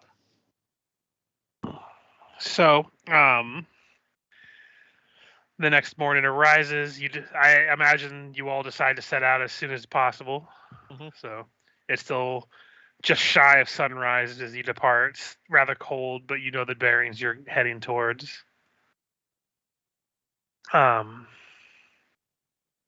And yeah, it does not take you long. Maybe 4, maybe 5 hours after you set off before you begin to smell some water in the air as you begin to leave the mountain pass. It indicates that the Shadal Kadir River runs somewhere nearby. You clearly have found your heading. As you begin to round a final bend, you discover something altogether unexpected, though. The very caravan you have sought awaits before you. You see the merchants and drovers kneeling with their arms bound behind their backs and the camels clustered nearby. A couple overturned wagons, and among these captives walk about a dozen or so armed warriors wrapped in dark robes and helms of the desert bandits you fought before. Standing with his back to you, not 10 feet away, is the armored form of the Taldan knight, Gaspard Dumer. He holds his wide-bladed sword in one hand and clutches the tied arms of the caravan mistress, Jamila al-Shafa, with the other as he shouts orders to the brigands. Bandits. Pirates of the land. He turns when he hears the camels, because camels cannot be silent. Yeah, it's part of the contract, actually. As he sees you, his eyes go wide, as clearly not expecting to see the lot of you. You see Jamila noticing you as you arrive, kind of on the ground, kneeling. She kind of smiles for a moment. It's like, oh, perfect timing. As you see her hands that are above her head, one of the rings on her finger begins to light up as you see what looks like a tunnel of air begin to swirl out of her ring as a djinn begins to rise as chaos ensues in the bandits. Oh, Feldrick, if you hate slavery, you're gonna love this. As that happens, you see Gaspar see that begin to curse and charge at you all. So let me go ahead and bring you into the final map of this session. We were just passing through. I don't know what his issue. Don't mind us. We're just disposing this body. Have fun robbing this place. So there should be one more hobgoblin here. So as this fight ensues, you begin to see the rest of the hobgoblins trying to deal with this floating wind djinn, as the ones that are fighting you are just like the outliers. So let's go ahead and bring up the initiative tracker. I will expend 1 point to give an extra D4 to Faldrick. See if he can't weaponize that camel again.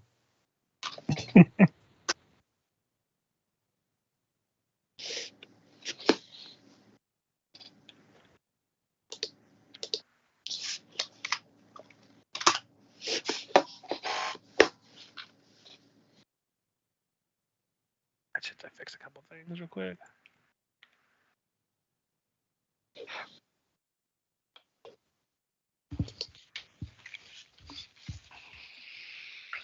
Come on. Since they tied, I put in my Dex mod.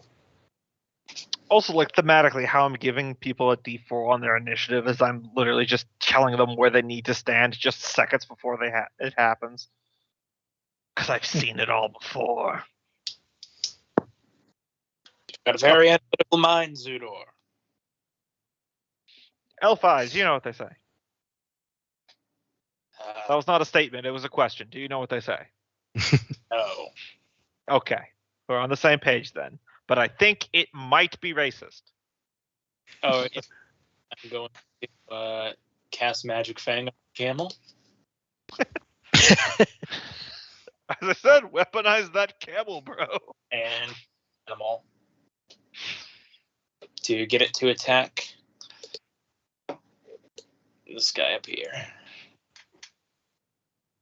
Gotcha. I'll give you 1 second before I do anything. I just have to put some music on. Yep.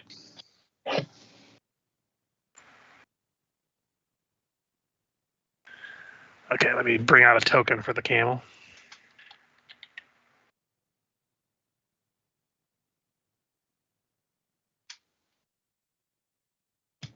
Okay, so you're gonna make a have attack. Which one? The hobgoblin up there? Or I think I I was the 9. just up here and Oh, attack gotcha. because he's our adversary now, right? Yes. Okay. Let me see. 1d20 plus 4. That will miss. As it goes to bite this guy, and it just bites against his armor.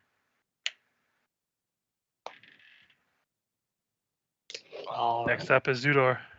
Was that with the +1? +1, still miss. Okay. This guy is wearing heavy armor, so Mm-hmm. So I he's believe, probably I believe it's heavy. Yeah, half plate. Yeah, I am going to cast Shield on myself. And then I'm going to move somewhere. I'm just quickly flipping all the switches for the buffs.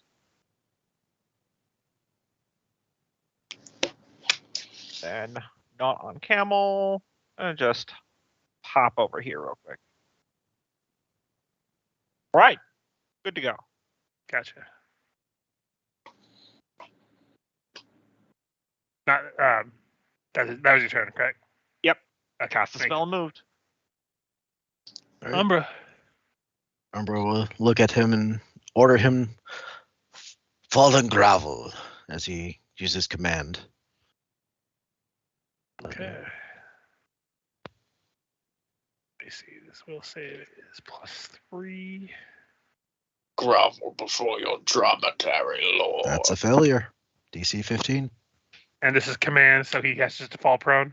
On his turn, he has to fall prone, and that's all he could do for the remainder of the turn. Gotcha. He's gonna hate it when I throw a mud ball on him next round. Okay. Then I'll move up there. Gotcha. Hobgoblin's gonna go and do hobgoblin things. This one is going to move and attack. Move and attack. Charge and attack. Charge and attack. So 2 attacks against Umbra. believe those Miss will both and miss. Then 2 attacks against the camel. Those will both hit.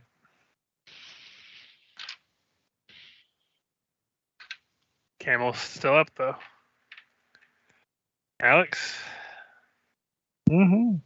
Yeah, swift action challenge this one and then charge him. Or no, again, I keep forgetting they can't be threatened by anyone if I challenge him, but I'll still charge him. Go for it. Button. Button. That'll hit. For 4 whole damage. Scoreboard. Alright.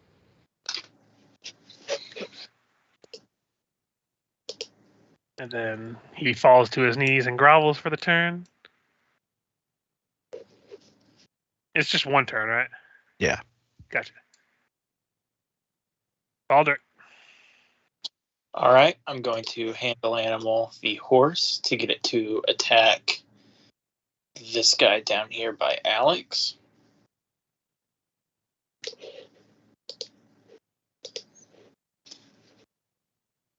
So there's the handle animal. Just enough. 7 plus 4, I believe, will miss. And then I'm going to step up here and cure light wounds the camel. Combat camel. Mm-hmm.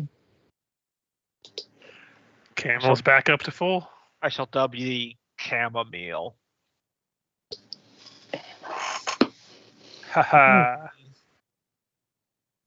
Zudor.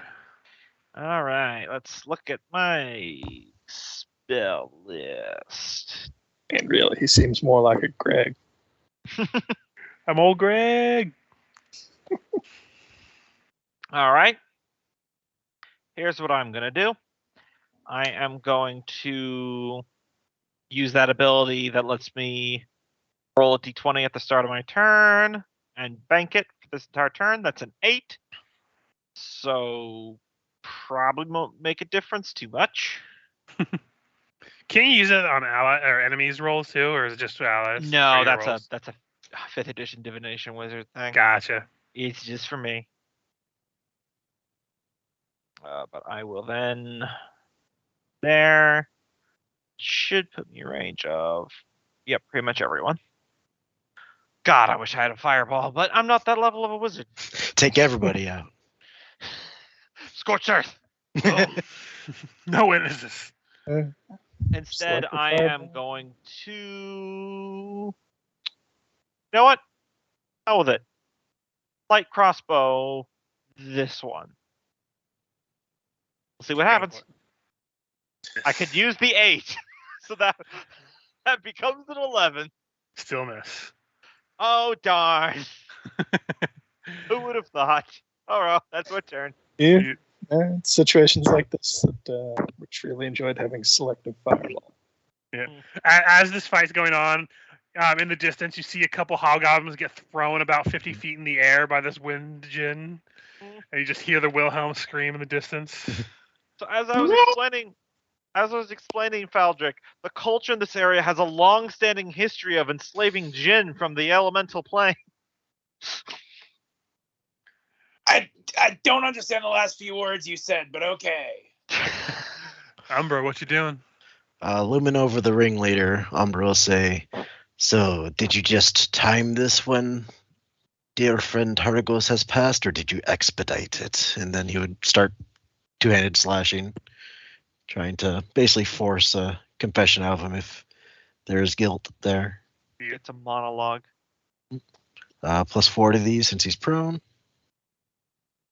+4 to those. Those will both hit for 10. Why did you stab with a slashing knife? Hmm? Sorry, I'm still on that. Okay. Hobgoblin's gonna hobgobble. This one's going to move down a little bit to start flanking. So I'm gonna do the 2 on the camel first. Those will both hit, and the camel is still up.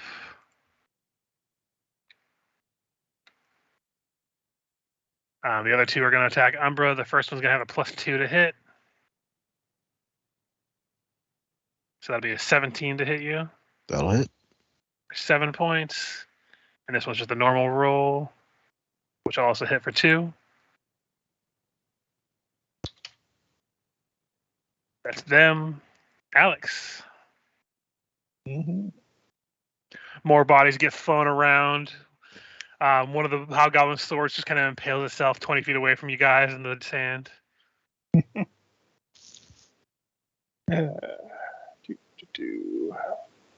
That'll not 12. hit. Unfortunate. Gasper's gonna provoke from Umbra and the camel when he's standing up. That'll go against his the +4 from being prone, so that will hit. And that will hit for the horse, and the camel. 5, and then 1d4 +6. So 8 and 5. Yeah, he's not going to acknowledge you right now. He has to deal with this camel. He's going to attack the camel for 14 damage. That camel has been beheaded. Mm-hmm. Craig, no. Now it's just a meal of a camel. And then he just turns back to Umbra and be like, I wish I killed him. Man, how spits many at- wives spits did at your this feet. guy fuck? All of them.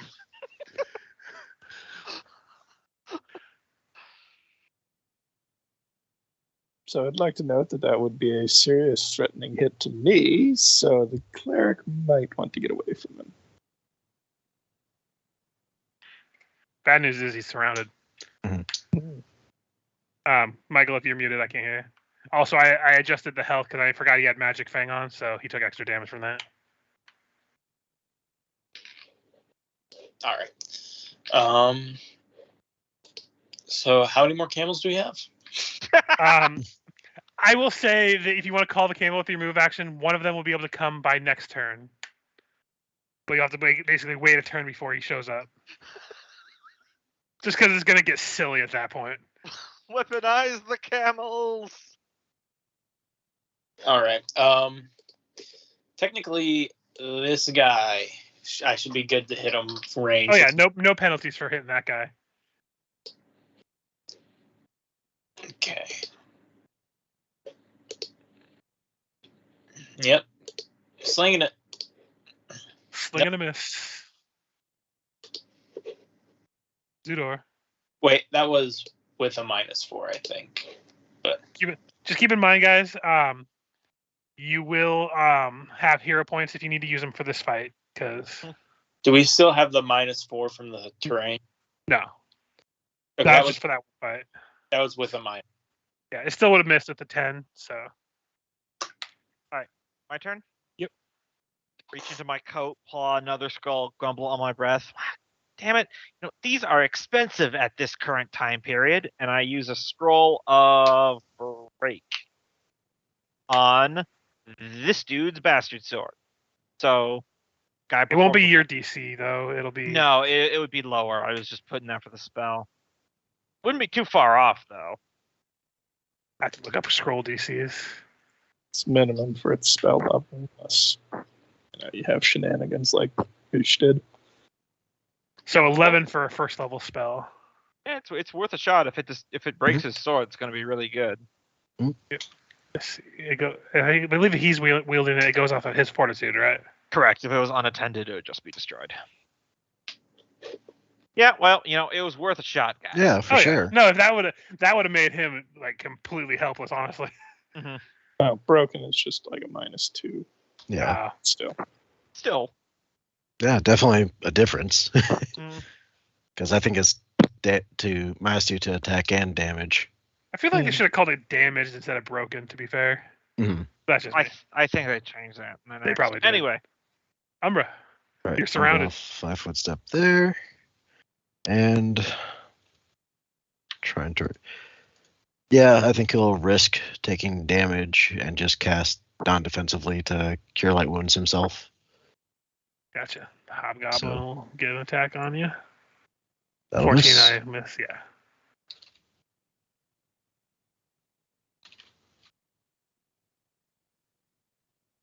Actually, with that much damage, I think instead he'll do Protection from Evil. If that's okay to Yeah. change at the last minute. All right. Get He that. hadn't rolled the low of health, so AC. it's fine. Yeah. All right. And that'd be my turn. Okay. Hobgoblin's gonna hobble. Hobble gobble. Hobble gobble. So these ones are going to. This one's gonna actually turn his attention to Zudor, and then this one will flank. And actually, no, he's gonna go here to get Feldrick, leave flanking up for Gasper. Okay, so there's gonna be basically one on each of you for the hobgoblins. Mhm. So Zudor. Windy escape it. Okay, so you'll negate that damage. Umbra will miss. Faldrick will miss. Alex will miss, I believe. Yep, just barely. That's the hobbles. Alex. Let's try to gobble. God damn it. Reroll your fate points. Keep rolling fours. It's 10 every time. Every time it's either 10 or 11 in this group today. Yeah, you do- yeah, fuck it. Let's try the reroll. Very high. That's enough to kill that guy. Okay. Just going by the damage alone from the 6, it would have been enough. Move up to give Faldrick flanking then. Gotcha. Fortunately. This one is going to flank Umbra. You've caused him some problems, so he's going to swing at you with his bastard sword. Mhm. Let me see. Let me check what he has for feats. 2 of them. So this will be a +2 to this. Yep, that will kill me. Well, is it going to kill you or just be? It'll You're going to drop be you. dying? Just minus 13. 13 from. I'm so at you're minus -5. 5, so You have to get to your con to die. that's true. That's true. But that is all he can do. More bodies get flung in the distance as things are going on here, but All right, what is it? So I have my sling out right now, and I need to change my mace. you can drop it and pull the mace out as a move action. If there's no full attacking, it doesn't really matter.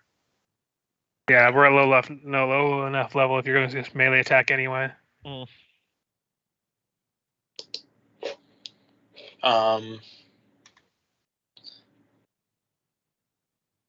So to normally do it would be a full action to switch. If you wanted to switch, you'd have to put your one weapon away as a move action, then pull your other one out as a move action. But if But it's a free action to just drop your sling and then pull out your weapon.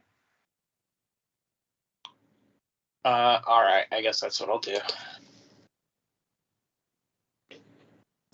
Because my friend over there needs some help, so we have to deal with these hobgoblins, Alex.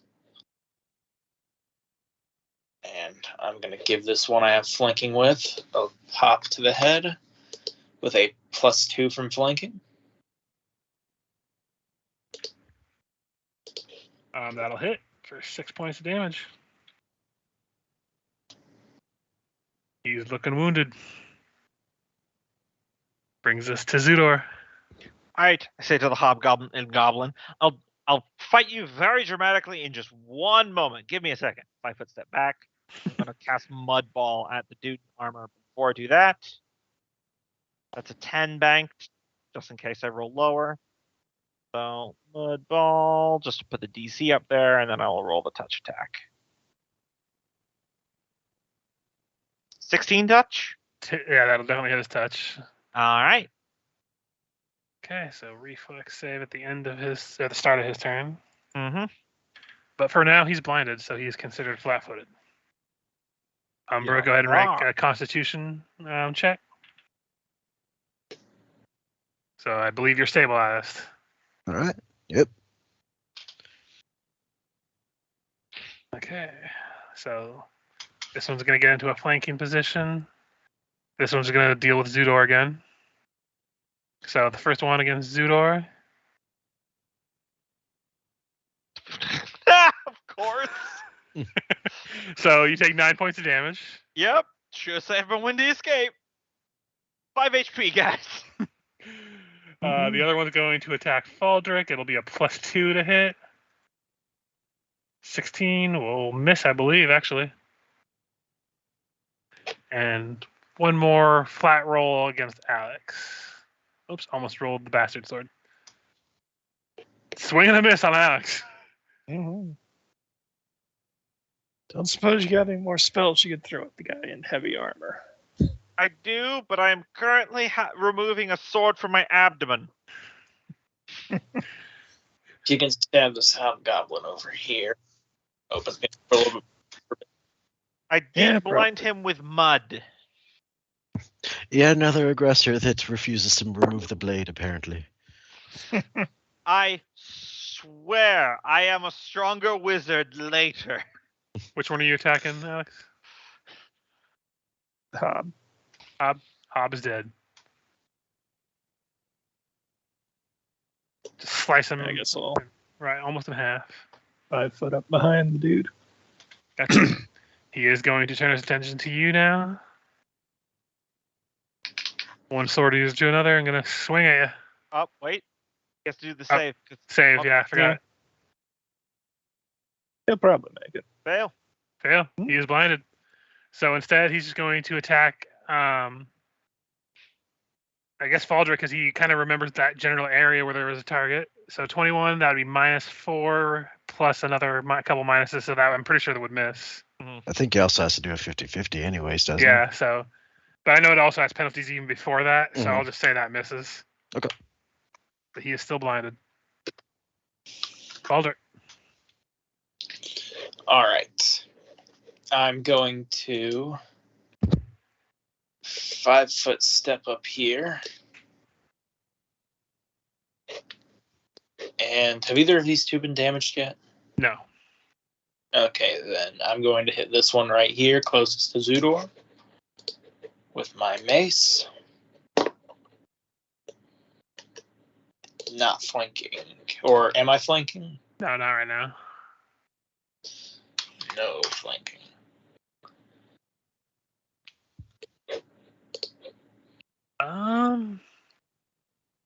That just hits.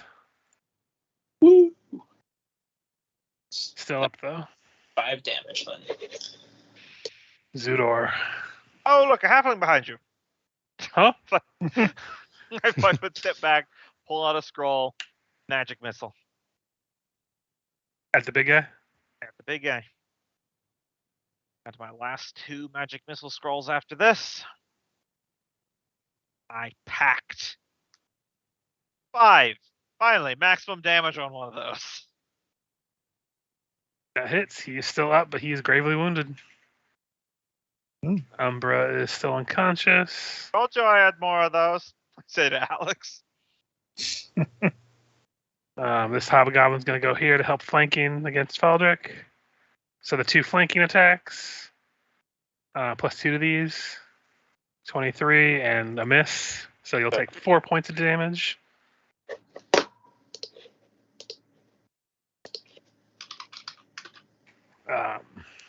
You hear an explosion of wind as you see like a mini tornado being rushed into a swirl of bodies in the distance. And it is Alex's turn. Mm-hmm. As we continue to fight in front of the explosion. I mean, you don't look at him. And use the reroll. No, I had used the reroll. Okay. Yeah. Okay, reflex save to see if he's no blinded. He is no longer blinded. Yep. He's going to turn his attention to Alex. 21 will hit.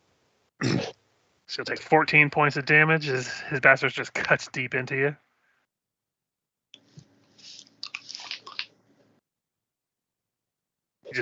You just hear him scream, "This wasn't how it was supposed to happen. How was it supposed to happen? You were supposed to be dead." Baldur. All right. I am going to try to cast defensively. Okay. To cure light wounds Umbra. So the DC will be 17. You make it. Nice. Oh, he's a -1. That's painful. Right. Zudor.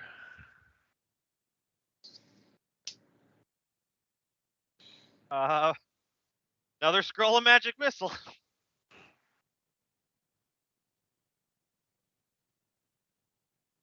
Listen, old chap, no need to blame yourself. I'm told first times are difficult for everyone.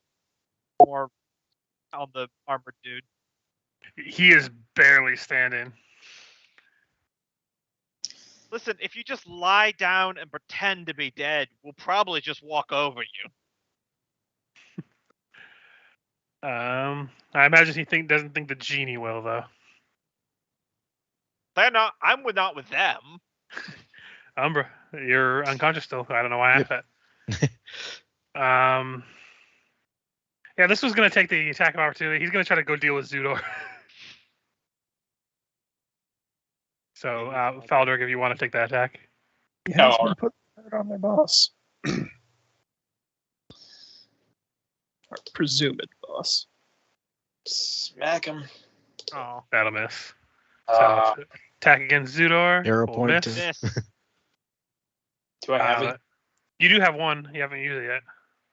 Wait, no, you did use it. You used it when you did the animal handling before, didn't you? No, I didn't even know I had one. Oh yeah, everyone has one for the Pathfinder Society games. So I don't know how I would have used it if I didn't even know. No, yeah, you're right then. I thought so. I think we were talking about it during that fight, but I don't think. Yeah, never mind. So yeah, if you want to use it, you can. Yeah, I'll go ahead and use it to try to get that guy on his way out. Hey. 5 points of damage. Well, but he missed anyway.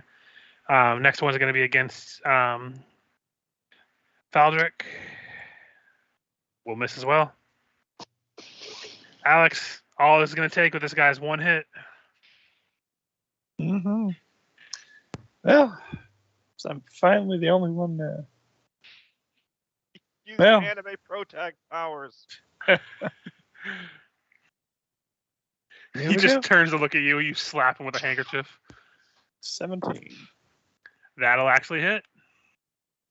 So, describe how you kill this guy. Yeah, let's see. Last round, he managed to hit me pretty good, so I imagine I come back in with the spin under his guard. Slashing into him pretty good, probably right along the midsection. It's half blade, it's kind of. Yeah. As you dispatch him, the other two are still going to be fighting you, so the fight's not completely over yet. But the biggest threat is definitely gone. Faldric. All right, I'm going to take a 5-foot step back and cast another Cure Light Wounds on Umbra. Running around the party's corpse. I mean, you can't possibly not bring him up at this point. There you go. He is at 8 health. Zudor. Welcome back. Ouch. Thank you. I say in Goblin, hey, did you know in the future hobgoblins get their own planet? And then I acid splash him in the face. Oh wait, hold on. I'm gonna use my ability here. Okay. That's probably not gonna be. I'll keep forgetting I have to roll separately, but And he goes, the fuck's a planet? oh, there we go. This is against touch. Let me check their touch. Nope, does not crit confirm. 1 point of acid damage. Hell Scoreboard. Umbra, you're awake, and you see the guy who knocked you down unconscious, or not unconscious, dead on the ground. Well, at least he's taken care of. He will provoke an attack of opportunity as he stands up. Watch me get a crit, and you go right back down. Right. Motherfucker.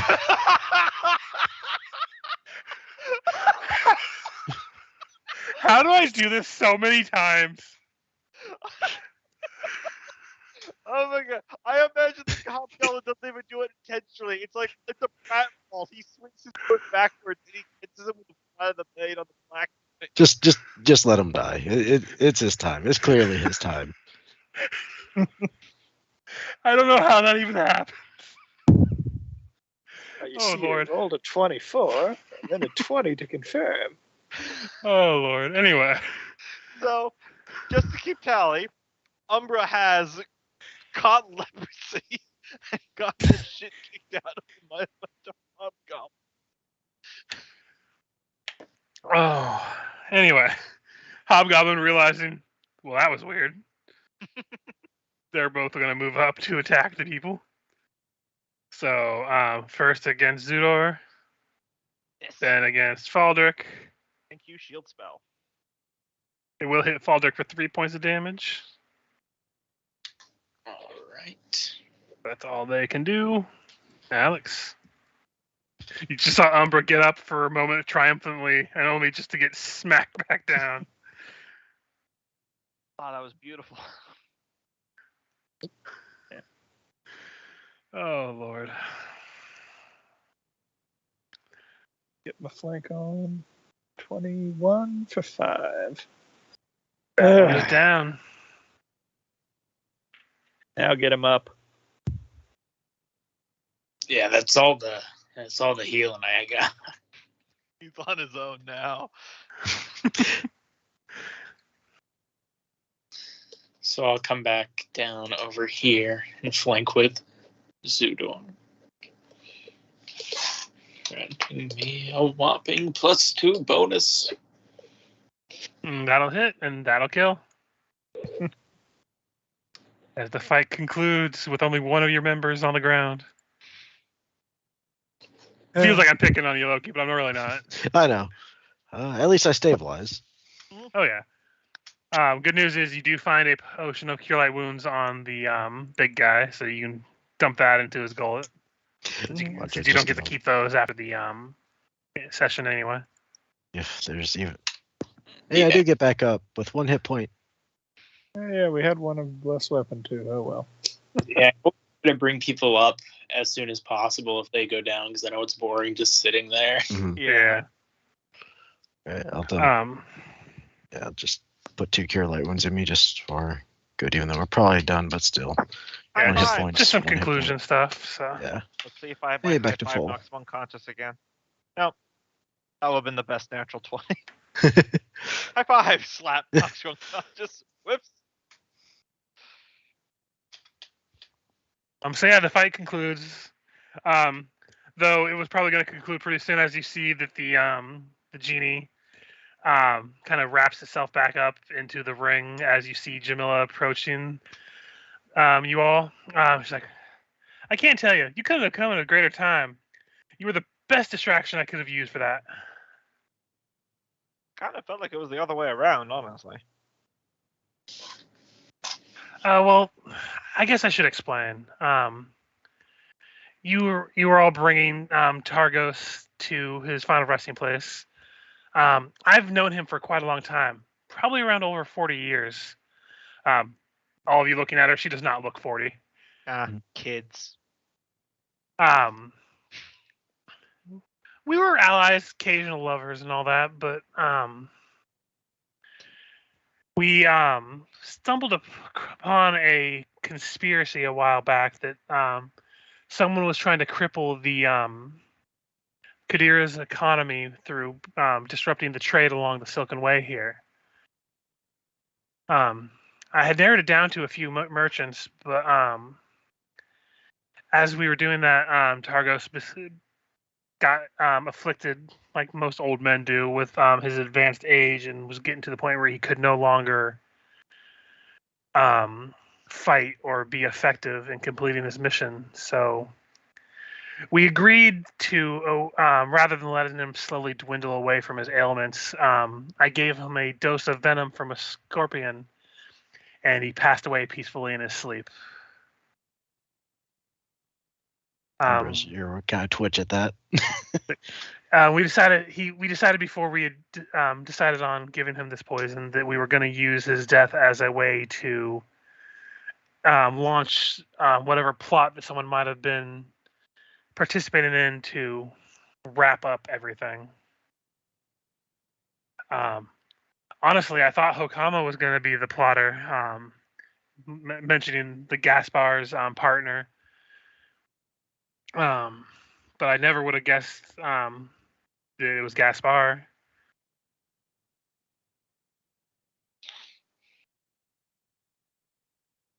Well, Really? At least we managed to get that resolved. Like when you say really, it's like, well, he was a war hero from Taldor. He didn't really seem to fit the MO of the whole situation, but deceiving. Oh, you've never been to Taldor, have you? I mean, once or twice, but not that long. In Taldor, the people who are actively trying to stab you are being the most honest with you in politics, really. I think that goes for politics anyway, but Well, we're almost there if you wish to complete your mission and take him to his funeral, all right? come so far. So you all get on your camels and follow? As everybody's doing that, Umbra would try to pull her aside for a minute. I'll let Yes, Eldrick young use kitty my friend. camel. How may I help you? It is an unfortunate way that he passed. Out of character, I'm trying to think of a way to bring this up, but Well, I'm pretty sure in the handout it was mentioned that anyone who killed him would owe a dia, which is basically an Arabic word meaning blood money. And he would basically say that I have been charged with looking into his demise to see if it is of natural or otherwise, and if it not, then a dia must be collected.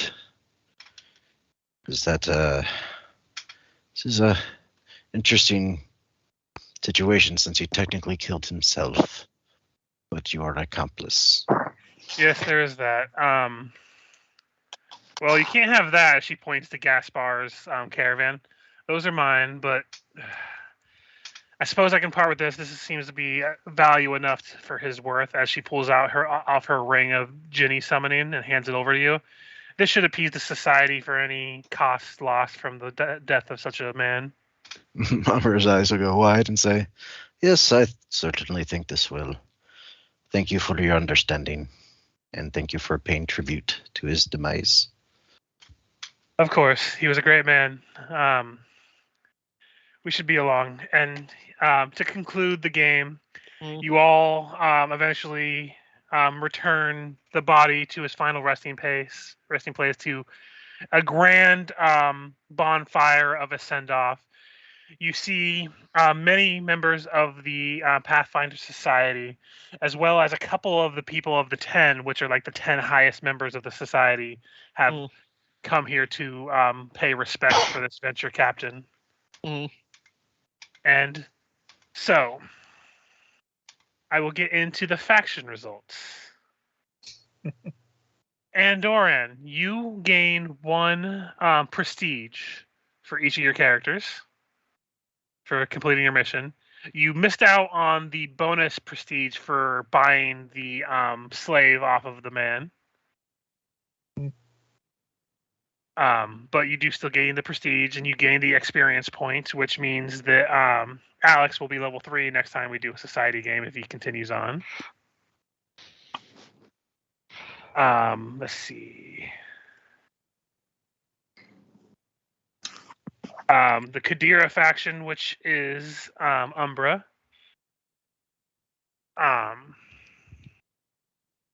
You gain 1 prestige point for obtaining the dia, although you do not gain the bonus 1 for doing the final blow on Gaspar. Kind of hard to do when I'm dead. Fair Or enough. at least unconscious. I tried to bring you back. I appreciate it. Of course, he was already dead by then. I said no. But Hobgoblin back. For Taldor, you gain a prestige point for gaining the aid of the man you had spoke to. Mm-hmm.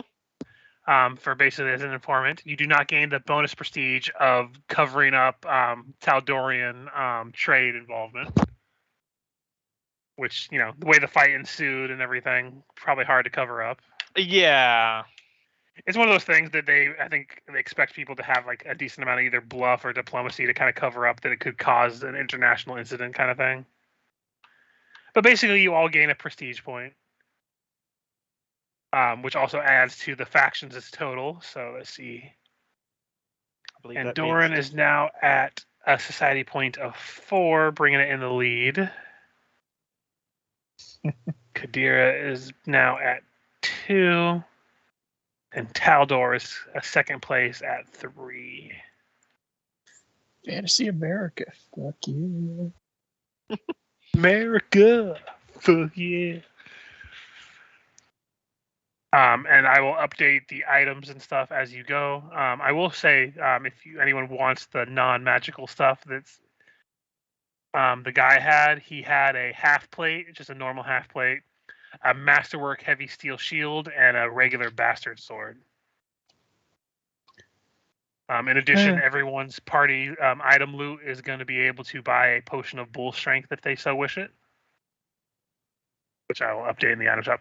I say the item shops have the list of the character, but I'm probably just going to have the item shops be basically for your whatever character you're playing.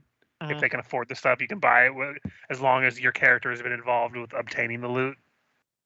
Mm-hmm.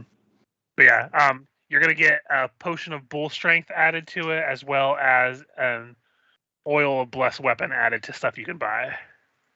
Woo!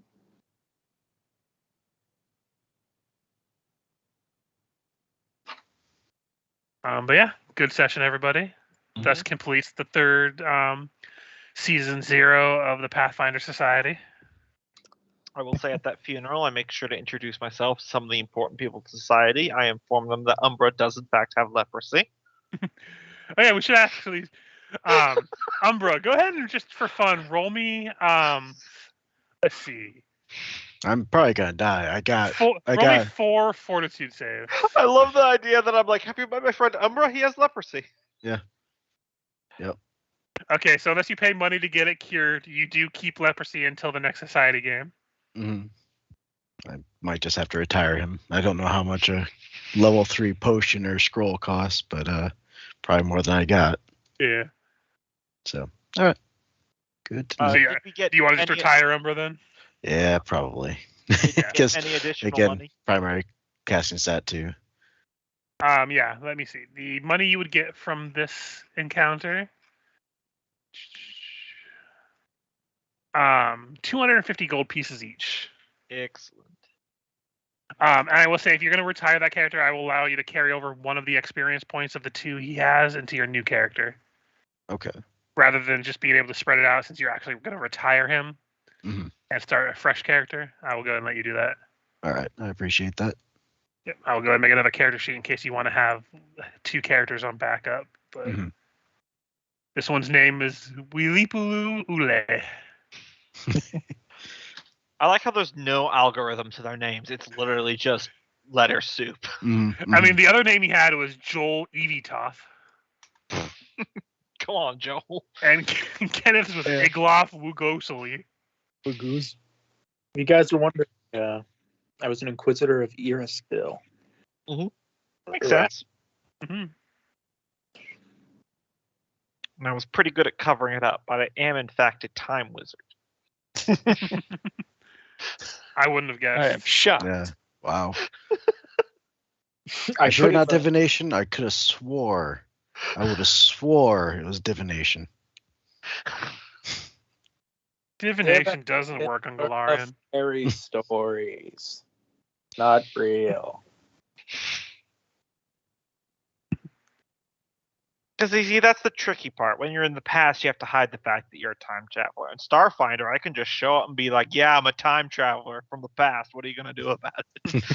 By the way, Kenneth, just so you remember, I'm not sure if you read the thing recently. You don't roll for hit points with the society. You just take the average. Yeah, so that'd be 5 plus con. 6 plus con, since you're doing the average rather than half. Yeah, max first level and then average, right? Yep. Oh, be right back. So that puts me at 32. I find it weird that the bars will update on the first map you load in on, but then every other map it only never updates your bars. God, what the hell did they break to cause that? I don't know. It's like the most mysterious programming. Yeah, thing I've I heard was of wondering about that. Like, I don't understand. Everyone else can see it except for you. Mm-hmm. But to bridge off of that, the most mysterious programming thing I've heard of was one of the 343 Halos had a bug where if you were looking at the floor and shot, you'd shoot someone else who was looking at the floor. And it's like, how the fuck do you do that? Now you're cooking with portals. I'm going to go ahead and put Umbra in the Ring of Death since he is now no longer with us. Died of leprosy? Probably. It is a DC 20, or you take 1d2 con damage or charisma damage. If you pass a DC 12, you don't take any penalties for the duration, but you have to keep doing it every few weeks. And I have a +1 to my fortitude save, so yeah, he be fucked. DC 12 negates contracting it, but DC 20 to avoid the effects afterwards. Yeah. I thought it said you don't take any you must make it to resist if he fails once the affliction indicate has found the symptoms begins showing to save the save to recover the formality increases to DC 20. Okay. Yeah. Yeah. Okay, you're right. I love frequency is once a week. Oh, the cure is 2 consecutive saves. You have to get 2 20s in a row. Yeah. Oh shit. Yeah. Well, once I contract, I'm like, well, he's done. That's why I'm like, I'll just wander out. It doesn't matter.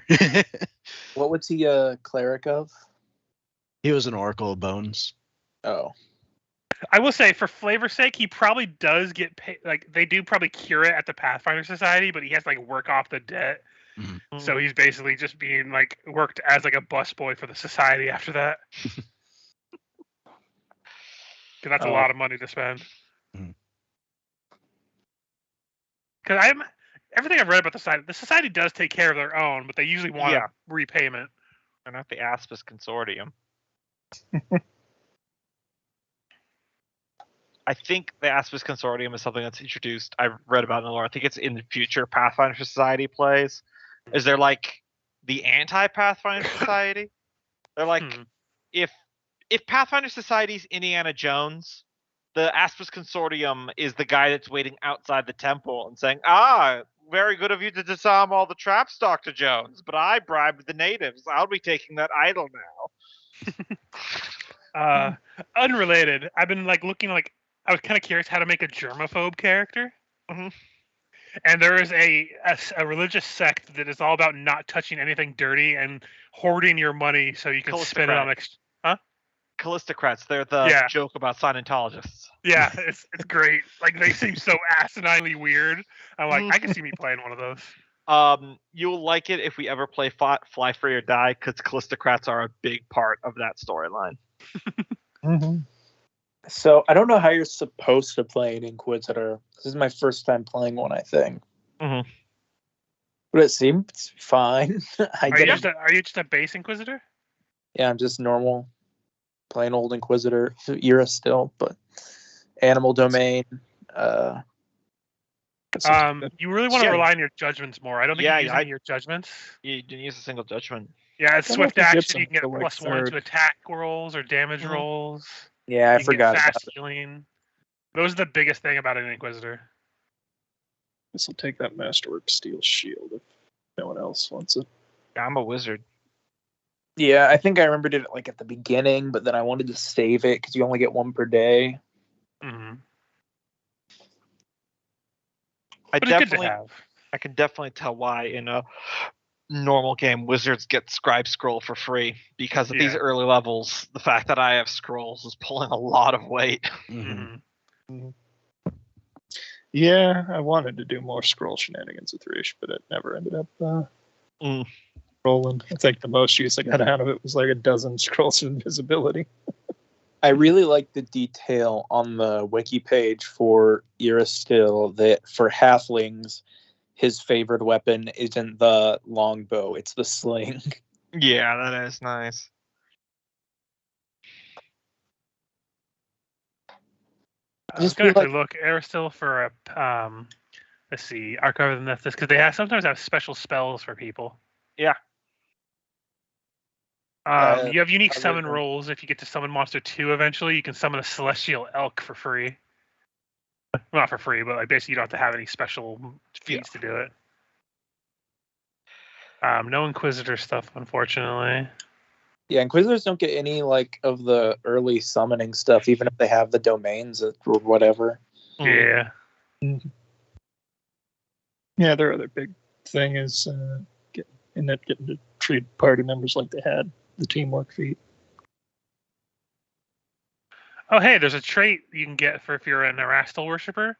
When you're using a longbow, if only a single creature is providing soft cover, they do not gain the bonus to AC. So it's like a modified precise shot if you're only fighting somebody that's fighting one of your allies. Huh.